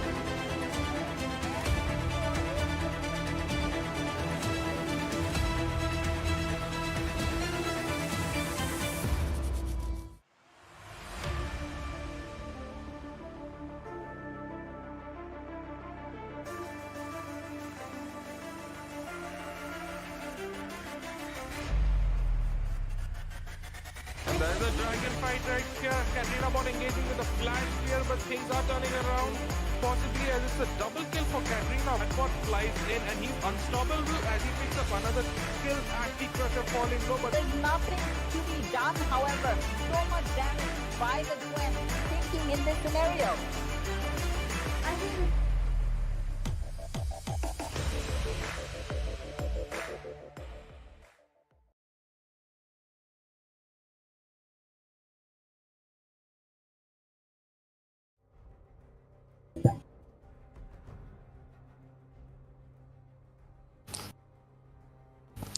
Hello everyone, and we warmly welcome you back to SMG South Asia Legends Cup 2, organized with epic prowess by Self-Made Gaming. This is the ultimate gaming showdown where the best teams of South Asia are mercilessly pitted against each other so that only one stands tall as champion. We are in the drafting phase, and this is the fourth game of the quarterfinals. We have arguably one of the scariest, harshest, most breathtaking match of the night. Temple of Kings, the best team of India with achievements known to all, with skills feared by all, against PnX Bench Boys, the best ranking team of Sri Lanka, having recently won an exciting tournament. A battle of top teams. I'm Siv, and along with me is Trickster. Hey guys, and well said. Like you said, top team of India versus top team of Sri Lanka. It's not just Temple of Kings versus PnX Bench Boys. It is India versus Sri Lanka. And exactly. The tensions are rising, ladies and gentlemen. And let's see what is going on in the ban phase. Right, and it seems like TOK have taken out Jax, Fresh, and Lilia, while on the other side, we've got PnX Bench Boys who have already taken out Katarina, Akali, and Shinzao. You know, very solid bans, very aggressive champions. Well said. And like I said, the star of the show, Catbot, aka Red here, they start like right off the bat, they're banning Katarina, which is very comfort pick, and which is actually what Catbot is known for, his great Katarina plays. And right off the bat, comfort pick is already banned for Catbot. Right, and that Akali ban was, I believe, targeted towards Catbot as well. Pardon? I was wondering that the Akali ban was a targeted ban towards Catbot as well, right? I think I'm sure it is, but I have never seen Catbot actually play Akali before, so I think it might be.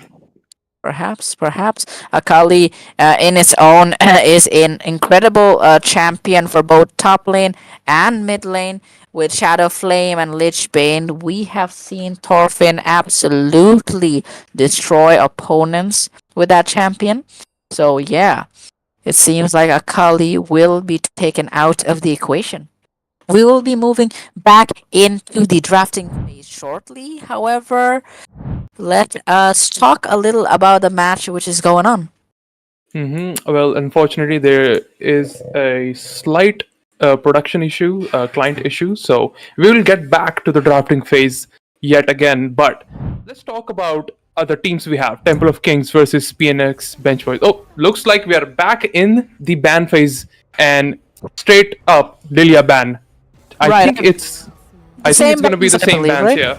Yeah, you're right. And yeah, as you were saying though, I mean, we cannot praise both of these teams enough. You know, Temple of Kings have a portfolio with so many achievements, you know, you can't even list it. And PnX Bench Boys, the top ranking team of Sri Lanka, you know, as far as we know, they have won an epic tournament recently. And to pit them against Temple of Kings, this is basically destiny.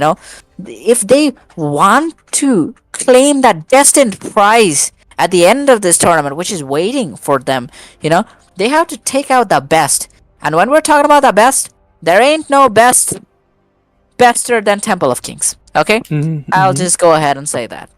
Like, very well said. And you know what, Siv? I am really excited because two best teams. Like, I'm getting a feeling like this is some sort of like SMG finals tournament but it's not finals because like facing off such like great teams together, I am getting final vibes, definitely. Right. And I guess these are the things which make this tournament so amazing, The SA Legends Cup is great because of these teams going up against each other. It feels like a final. It feels bloody. It feels gritty. It feels like everyone is doing whatever they can to survive in this mosh pit. And that is the best part about this tournament. And I really want the Sri Lankan boys to really make a name for themselves and actually give a beating to Temple of Kings, because let's just be real here, bench boys, maybe being top team, are definitely underdogs under Temple of Kings, and I really want bench boys to make a name for themselves. Right. But at the end of the day, the experience which Temple of Kings has, I believe if PnX Bench Boys manages to, if they manage to take out Temple of Kings, they will be out of this tournament. That means that the reigning champions will be forced to vacate the throne which they are still sitting upon. There is no one disputing that Temple of Kings is the best out there. All right. Will PnX Bench Boys have an answer to this? Will they be able to refute the points which Temple of Kings have made? We shall see tonight. And I was watching the qualifiers as well, and Bench Boys is actually a pretty great team. The synergy they have, like Casa is a great player, right? And Kratos is also a great player. I saw their matches and I was really shocked that what these Sri Lankan boys has to offer. Though I actually got the honor play with some of the members of Temple of Kings as well. I played with Catbot as well, and I played with Howie Protein as well. These guys are really good, to be honest. Like when I played with these guys, the support is like excellent playmaker from Temple of Kings. I've seen this guy in action, like firsthand. Great synergy there as well. So all in all, strong teams. Right, and in Temple of Kings, there's a very good friend of ours, Crow, as well. He is an excellent person, an excellent player, and he has really been driving force when it comes to taking Temple of Kings to the place they are right now. And we can see that Seraphine is getting banned over here. 8Truck's ban comes in. We see Silas and Cassante being banned on the other side. PnX Bench Boys do not want to be dealing with these sustained champions. We know Silas with the Conqueror is able to survive for a long time. And we see that Casa goes for the Malzahar over here, most definitely going mid. Malzahar having the ability to just absolutely negate anything which the opponent can do, just keeping them stuck in place. On the other hand, it is a Talon. Let's see how it goes. Talon, I mean, a really interesting pick against especially Malzahar, which has a lot of CC. To be honest, me being a Talon main, let me tell you, dealing with Malzahar is so hard. Like, so much hard CC, especially after level 6. Even though you also get your power spike after level 6, dude, Malzahar after level 6, it can be very scary. On the other hand, we have top Ken. Interesting pick. Right. Kennen seems to be a very good pick over here, most definitely. It makes it so the Temple of Kings has a very diverse drafting over here. The Belvedere on the jungle, support Rakan, who will be able to really dictate the team fights, even if for a short amount of time. Kennen moves in and absolutely crashes the party. Talon will be a threat not only for Malzahar, whose shield he can break with the Rake, the W ability, but Varus will have to be on the lookout because you can't catch an assassin like this not so easily. Of course, they do have counters. They do have Hecarim. They do have the Varus. They do have the Leona. And the biggest, the strongest ability, I believe they have, one of the strongest abilities is Malzahar's ultimate. So I believe PNX Bench Boys would like to play around that so that they're making sure that Temple of Kings do not go ahead in the early game. I think Malzahar is a really excellent pick, especially for champions like Talon, because just to make sure that Talon just doesn't go anywhere and stays in position, so that his team can actually follow up and clean up whatever that's left. That's actually a really great pick, and I think they're also looking for a nice cozy late game as well. They have Cho'Gath, they have Varus, interesting picks on the side of bench boys as well. True that. And I didn't really get to Vayne as we're ticking down in terms of timer.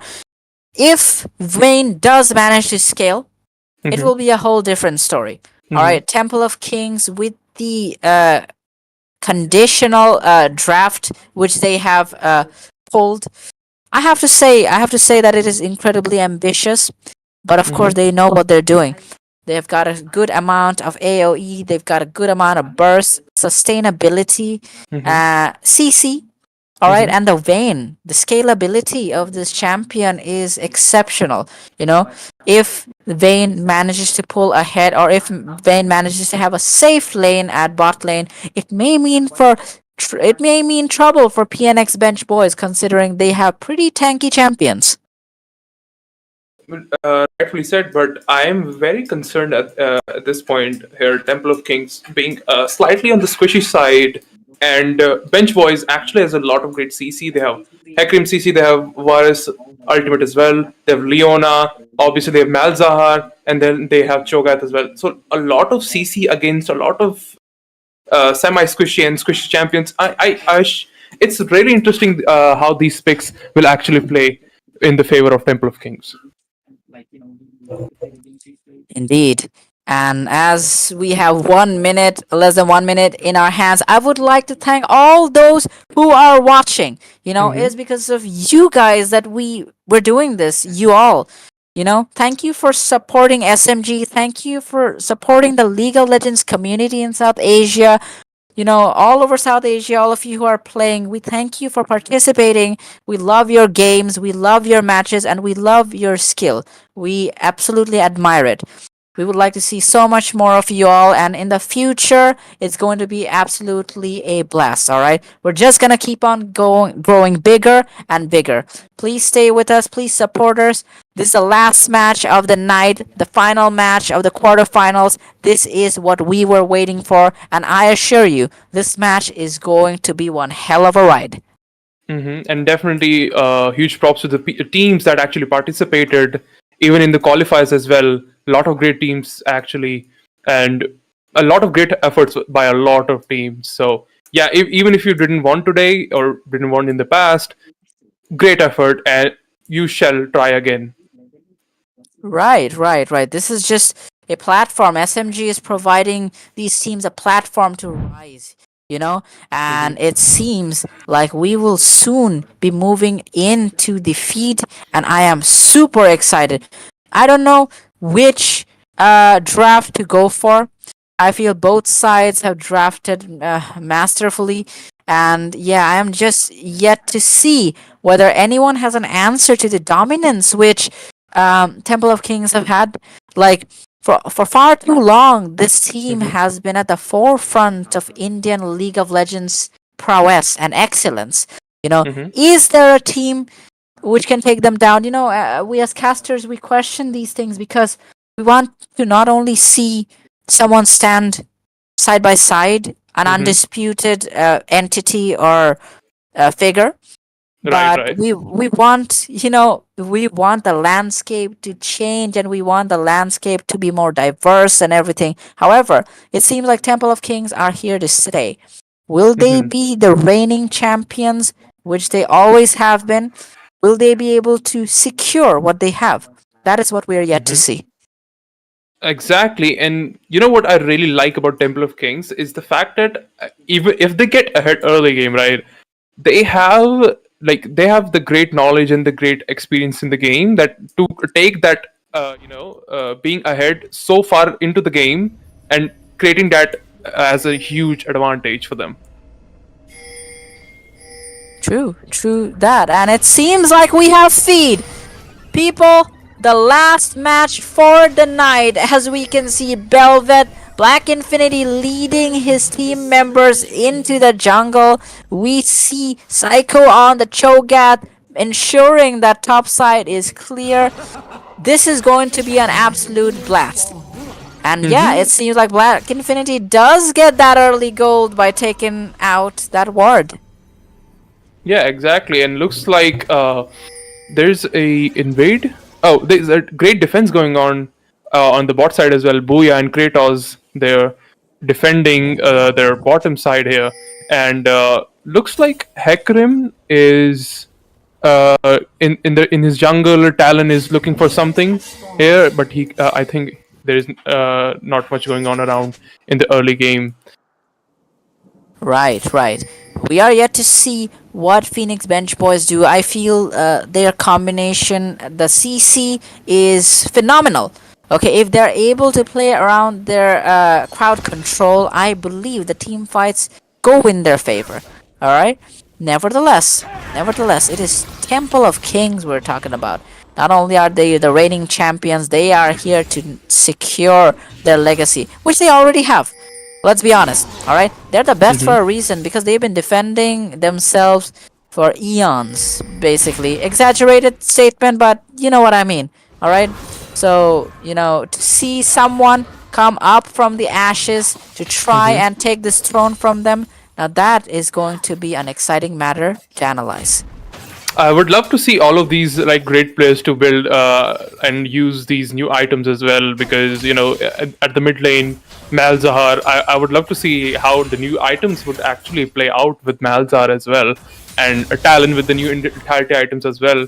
I would really love to see how will they play out. Looks like top here, King is actually getting a lot of damage from Cho'Gath. Very surprisingly, though, King is a long ranger as well. And bottom looks like it's they're trying to push out Huawei and the ADC, but looks like Zed is doing a lot of damage to Kasa. Right. And you can see Varus dealing so much damage with those arrows, and the arrow rains. I expect Kasa to play it incredibly smart, knowing that he will keep on pushing the lanes. Nevertheless, Talon's Rake doing so much damage, even to the Voidlings he has. So yeah, Kasa would really want to utilize his resources well. And as you can see, Psycho on top lane dealing so much damage onto King, and who am I kidding? It seems like Talon will take Kasa down to almost 50% HP.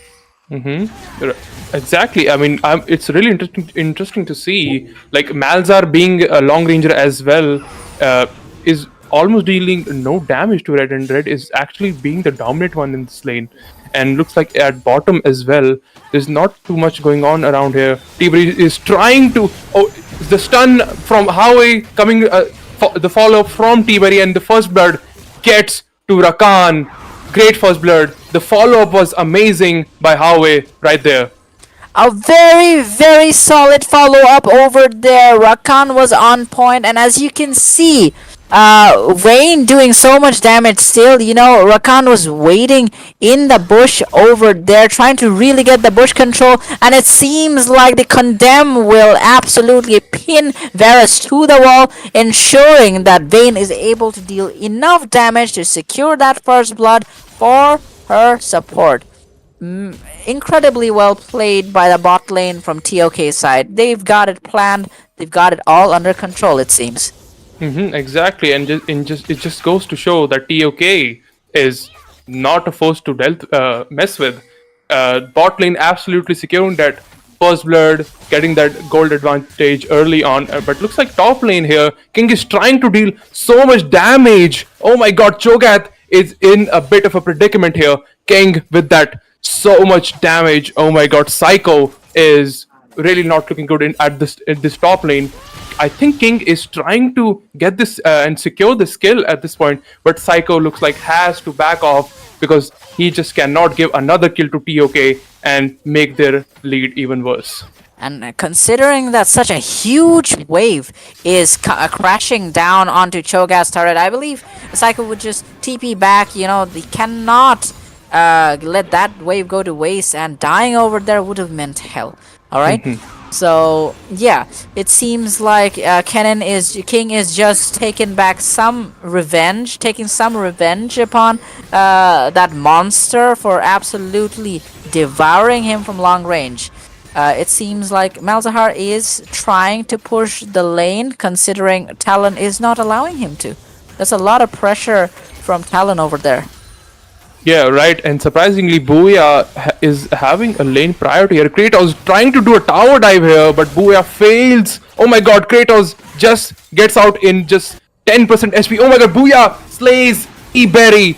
Oh my god, what a tower dive there. I thought he will die there, but oh my god, Varus gets the kill. Yeah, exactly. And you know, it felt that Kratos's engage was not incredibly sensible, but the flash from T-Berry was not all too rational as well over there. However, it seems like a fight is going on. Velvet Black Infinity will steal that dragon, and it seems like Talon goes down, but also Phoenix B's ADC Varus gets taken out as well. Yeah, great steal by the way, and it looks like the dragon goes to them. And at top as well, King is again getting so much damage by Cho'Gath here, even though being a long ranger as well. Psychonaya trying to get this kill here. Ult coming in from King. Looks like he's just getting saved because of that ult. Yeah, and a very, very logical flash over there by King, because you know Cho'Gath has the blasting wand over there, is building onto AP as well with Doran's ring. Not only will Cho'Gath have enough mana to be poking Kennen from a mile away, but yeah, there's going to be a lot of damage coming from Psycho's side. But incredibly good flash from King. He knew that if he didn't ult, if he didn't flash away, he was a goner over there. Right. And if you look at the CS difference here between the two ADCs, Varus is currently in the lead right now. Vayne is trying to shove in with Howe right here, T-Berry. If you look at mid lane, it is kind of peaceful going on. Red, even though, is having a 1 level lead up from Kasa. And looks like Infinity is trying to look for an engage here, but Kasa absolutely denies anything, and Kasa is in a very safe spot at this point. King also as well at top is shoving the lane as well. Oh my god, Wicked versus Black Infinity right here. Kasa coming in to help Wicked. Wicked pops the ghost, gets out of the fight. Red is actually on the face of Kasa at this point. Psycho is trying to shut down Red to do any damage, but King slays Psycho and Kasa just gets out alive. Oh my god! What a skill shot right there! Oh my god! Did you see that, Siv? I mean, you gotta hand it to TOK, as you can see, they moved into the enemy jungle, however, and you can see Red jumping over walls, and it was a change of plans that Cho'Gath was there. However, with AP being built, Cho'Gath is not so tanky, is he? 1 goes to Kennen, 2 goes to Kennen. Kennen is going to be dealing so much damage when he moves in with those ultimates later on in the fight. And yeah, Vayne is just gonna keep on getting stronger and stronger. The ultimate from Varus, did it hit?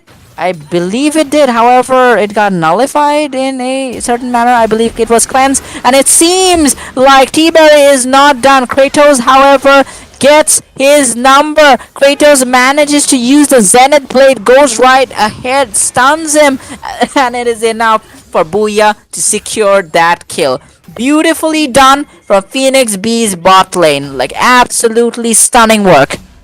Yeah, it's actually open ups 2 kills for bench boys. Finally, they are getting some kills at here and giving the answer to Temple of Kings that we are also not a force to mess with right here. I mean, fights going on everywhere. Top lane king getting 2 kills, bot lane king getting 2 kills from both the teams.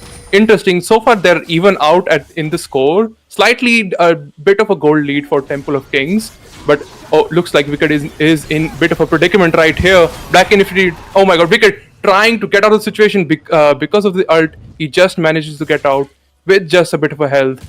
Black Infinity couldn't do anything over there. Right, and you can see Black Infinity already has that Noon Quiver, will be looking to deal a lot of damage. The Pickaxe and Caulfield Hammer on the side of Hikari makes him a force to be reckoned with as well. Nevertheless, he is around 17 farm less. Of course, he's closing that gap. Less than that of Belveth. You know, Black Infinity is really excelling. He has an assist to his name. It seems like he has slain the Void Grubs as well, an important aspect for Siege. And we can see King playing very, very aggressively, considering that Psycho is only going for that AP build at this point. So yeah, he will have to be very, very careful. I mean, you can just see here, Red also has a great prior. Oh my God, ult coming in. Oh my God, Casa. Oh no, Black Infinity with that dive. Oh my God, Casa just gets obliterated by Red and Black Infinity. Like I said, these guys' synergy is absolutely amazing. Wicked looking for something here. Trying to push the wave here. Red is also looking for the kill on Wicked. Can he do it? He cannot. Obviously, he just chips down a lot of health. But you know what? You know, he's so low though, and I don't know why Wicked would go right back in over there. The Talon Red absolutely obliterates, cuts down that Horsey, and my goodness, you gotta give it to Talon for that. Yeah, absolutely. 2 kills and Eclipse ready. Absolutely, he's getting those kills because his Eclipse is also ready. And looks like Eclipse is a great pick here because they have Cho'Gath as well, right? They have slightly tanky like Leona as well, really tanky, right? So Eclipse actually is a great item for him as well. And you know, it feels like Phoenix P is really falling off in those regards. In a match like this, when you're going up against the best there is, you can't be affording those mistakes. I don't know why Wicked would just go right back in when 3 stacks of Talon is already on him. Talon has 2 kills, and with the Eclipse, he's gonna be a nightmare for the squishies. And it seems like Black Infinity means business. Oh my God! Seems Kratos tried to ensure that Booyah survives with the ultimate. Nevertheless, the sunlight is not enough because Vayne would just blot it out. Vayne is just blotting the sun out. And my goodness, what an amazing pick by TOK's side. Looks like Red is in a bit of a predicament here. He's trying to get kill on Wicked, at least get one, but looks like he cannot find any. Red has to get out, dip out of that fight because he cannot give that shutdown to any of those team. And looks like everything is pretty chill right now. A lot of fight going on in just in 10 minutes. I can already see King doing a lot of damage in top lane as well. But like I said, like I told you, the Temple of Kings is actually a great team too. And once they just get early, they know how to play that early lead. And like I said, that's why Red cannot just give this shutdown to anyone because he knows that if he's early, he's ahead early, right? So he would always want this advantage in the whole game. So really, I can see they're already playing very careful. King could have gone and killed that Cho'Gath there as well, but he also knows that he's also early and ahead early, right? And he really don't want to give this shutdown to anyone. Well said, well said. Any shutdown at this point wouldn't be favorable. But you know, at the end of the day, you have to consider the expertise and the concept which TOK maintains over here. The combination or the drafting phase which they have maintained, it is phenomenal. Vayne, a scaling champion who is already getting kills. He's got the Storm Razor, T-Berry is not gonna be an easy catch ever, and Rakan is gonna be there to really protect his ADC. We can see that the first turret is also taken by Talon over there. Red has been excellent, but so has Black Infinity, I gotta say. It seems like cleanse will be used nevertheless. Will it be enough to allow Vayne to survive? It doesn't seem like Vayne has died. However, Psycho will be taken out. Cho'Gath is dead, my friends. Cho'Gath is dead, I repeat. Oh yeah, Cho'Gath has no idea what is even going on. There's literally 3 people in enemy jungle right there. It's like it's their own territory. They're literally going through their jungle like it's their own. And it looks like there was a sweet tower dive as well. Look at the replay, but he just barely manages to get out, and on the expense of Psycho getting killed again. And King has a great priority. Looks like he's also getting a turret here at this point as well. 8-4, 8 kills to TOK, 4 kills to Bench Boys, 29, almost 30k gold advantage. Not 30k gold advantage, but 30k gold over 24.6k gold. Great advantage. Like I said, TOK using that advantage, the early game advantage to their favor, and making sure that gap gets widen and widen, and at the point when they will win the game.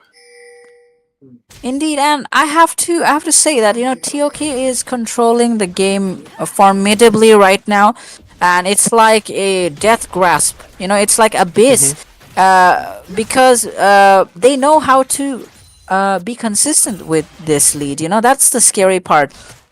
Phoenix, Bench Boys, what they have to do at this point is be sensible. And my goodness, it seems like Red will flash. However, booyah, that was beautiful. Along with Kratos, Hecarim comes and absolutely wickedly takes out that overambitious assassin. Black Infinity is over there. However, the knockup will not go, and it seems like Kratos has either lost his mind or he is a genius. Seems like he will survive? Perhaps no. But Vayne, on the other hand, T-Berry is gunning down the teammates of Phoenix B right on the street. There is nothing they can do about it. Vayne at this point is so strong. And Varus going down makes life so much harder for them. They're using the rift. They are going for the siege, my friends. They are going for the siege. Oh my god, look at that. Looks like Kasa proceeds to press on ult, but literally gets out of there for some reason. Didn't even pop his full ult there. But looks like because of just one kill, they got 2 more kills, right? They got a tower as well. They popped out the Herald as well. So looks like even though Red died and gave his shutdown, it would be still worth it. I know how I was thinking there, getting into 4 people when he was so low, and Red also doing the same thing, getting 1 kill for 2. I don't know. Is that worth for TOK? Are they at this point throwing the game? I don't know. What do you think? Let me just compose myself over there. Like, the Rakan engage, very unnecessary. I believe they know it as well. Okay, hold that thought. It seems like Black Infinity will be able to secure that scuttle. However, he is caught by Varus' ultimate. Nevertheless, the damage negation is substantial. Not much damage being dealt upon Black Infinity over there. Psycho still building AP. The Rod of Ages is done. However, what is he going to do when T-Berry is so very strong? Leona having nothing else to do but to try and deal damage, or to stop that unstoppable force which Vayne has become. Varus, on the other hand, was mercilessly taken out by that Void Queen, which Velvet is. Black Infinity is so strong. TOK have not a care in the world. They're not even gonna go for the inhibit, seems. I don't know. They control this match very, very strongly right now. Phoenix B seem to be seeing their hope, their dreams absolutely destroyed over here. Dude, T-Berry is such a great ADC. Look at the damage, dude. Cho'Gath just absolutely got obliterated right there. Damage is insane, and like you said, Vayne is an excellent damage dealer, excellent skills at the end of the game as well, dude. Cho'Gath absolutely got obliterated, and the tip of the scale is absolutely pointing towards TOK at this point, 15-8. I mean, with the shutdown to Belveth as well, and Belveth is also an excellent scaling champion. And as the more objectives they get, the more heralds and everything they get, obviously Belveth is also going to scale a lot into the late game, and Vayne is absolutely fed as well. So looks like the tip of the scale is absolutely in favor of TOK here. So far, no fights are going on. Everything is neutral. King is trying to shove the wave as soon as possible. 6-1 turret lead, by the way. 6 turret to TOK, 1 turret to PnX. That is just so unfortunate, by the way. Red is trying to assert his dominance all over the map. Obviously, Talon doing Talon things. He's all over the map. However, great ward clears by Howe as well. Dude, this guy is a great support, to be honest. Excellent playmaker, great ward clearings as well. What do you think? Who's gonna take the ban next? It feels like TOK are, they are dictating this match right now. They are going to shape it in the way they want to. They're calculated, they're cold, and they're strategic. Their tactic. When I saw the drafting phase, and I was like, whoa, okay, that drafting is diverse. And you gotta give it to Red over here. Red is like wanted bandit. Alright, of course he has High Noon Talon on, I believe, but he's like a wanted bandit. He's taking out people here and there. PnX B, they're scared to even go into their own jungle. That is the grasp which TOK has. It's psychological warfare. They are. PnX B is scared. PnX B is incredibly scared. You see, like, Red is just harassing them as much as possible over here. Casa does have Rylai's done, so he will be able to slow down this menace which Talon is. However, I don't know whether PnX B has a chance unless they go for the mistakes which TOK might make. But at this point, it does not seem like they are willing to make any mistakes. They are strong, they are bold, and they are living up to their name as the best team India has to offer. And even though TOK did make few mistakes, and bench boys were actually falling up to those mistakes, TOK was just too far ahead. Especially the Vayne damage at the end there, you saw that it was absolutely incredible. And Cho'Gath is just absolutely rendered useless when it comes to tanking, because Vayne is an excellent tank shredder as well. Red, look at Red, by the way. Where is he standing? He's literally in front of 5 people, staring them menacingly. He doesn't even care. He knows he can get out anytime he wants. Black Infinity as well, dipping in, dipping out. Actually, that I would consider that BM at this point, because bench boys are trying to defend the base from TOK. They're trying to, and TOK is trying to take that turret no matter what happens.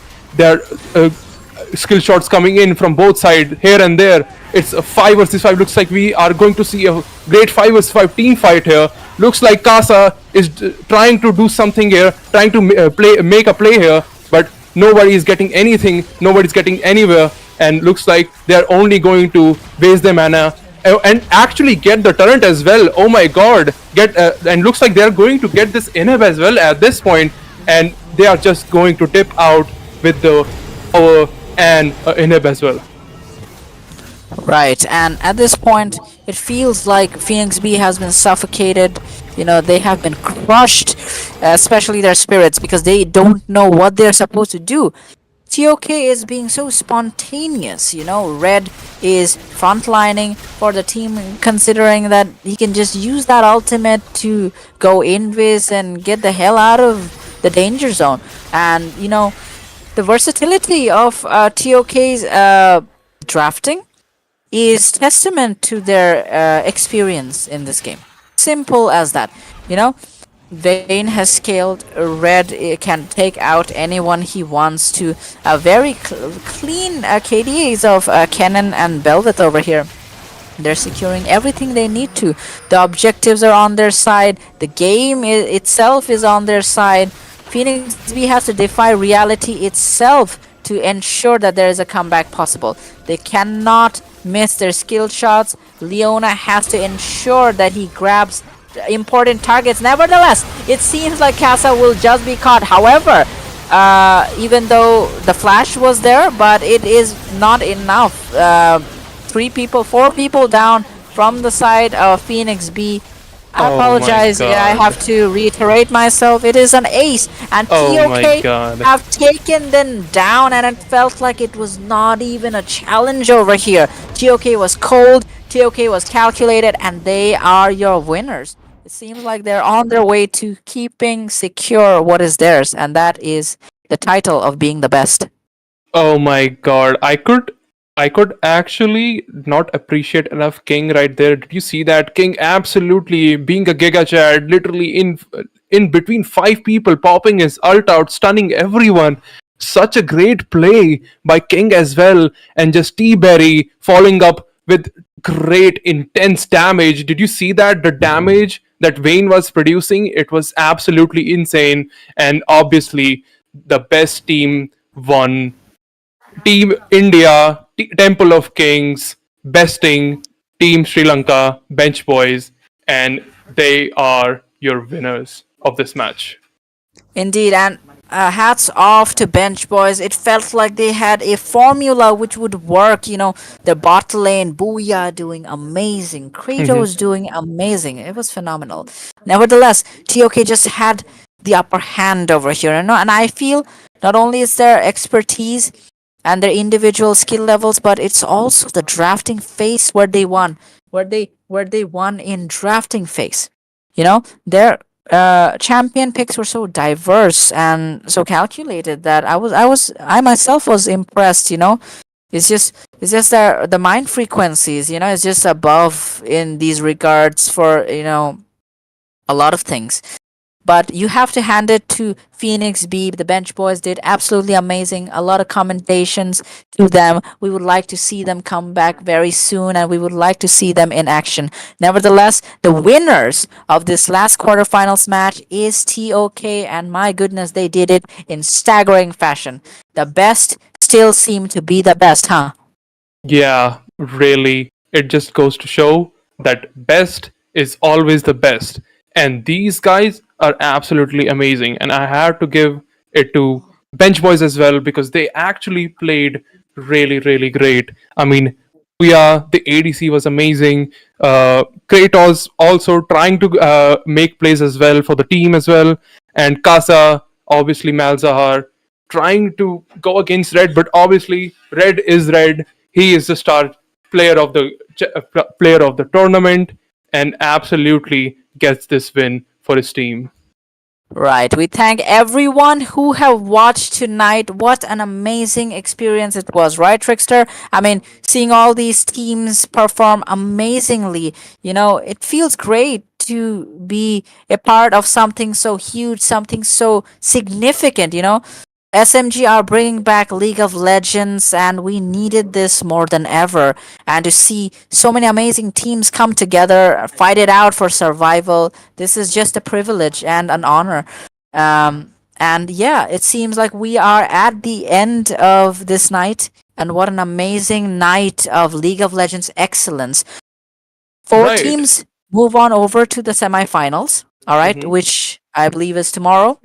So yeah, please stay tuned for we need to see who go to the finals where the throne awaits. The destined prize. This is SMG South Asia Legends Cup 2, and the stakes are higher than ever before.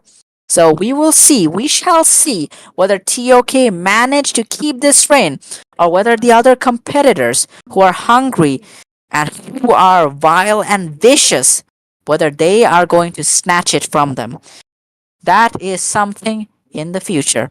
Please stay Right. with us as we take this tournament ahead. Thank you very much, Trickster. Thank you very much to the audience. Without your support, we'd be nothing. And thanks to SMG for organizing a tournament of such stature. We shall see you all soon. All right? Have a great day and take care of yourselves and your families. And Adios.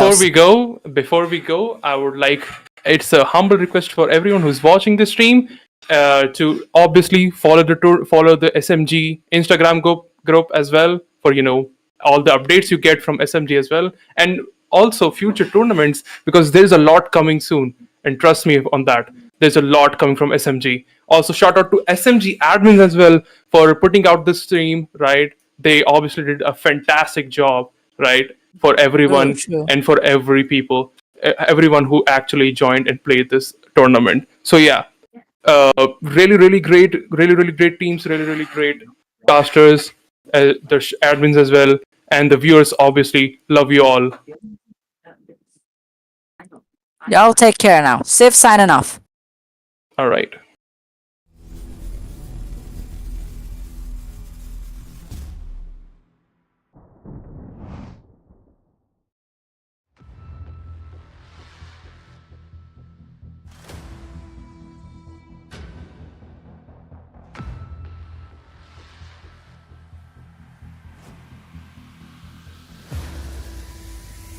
But oh my god, the Jinx is taken low already. Genji take on a kill. He wants to go for it. Nevertheless, what amazing play by Storm success. But maybe I talked way too soon. It comes down. Katrina Bot will take out the jungler. And he picks up another kill. Anti-Crusher falling low, but it's going to be a double. This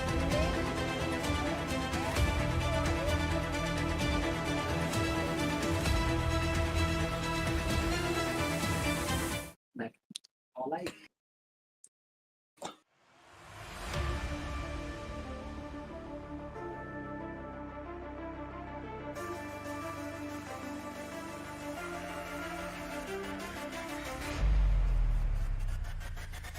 There's a dragon fight right here. Katrina Bot engaging with a flash here, but things are turning around. Possibly as it's a double kill for Katrina. Bot flies in and he's unstoppable as he picks up another kill. Anti-Crusher falling low, but there's nothing to be done, however. So much damage by the Gwen thinking in this scenario. I think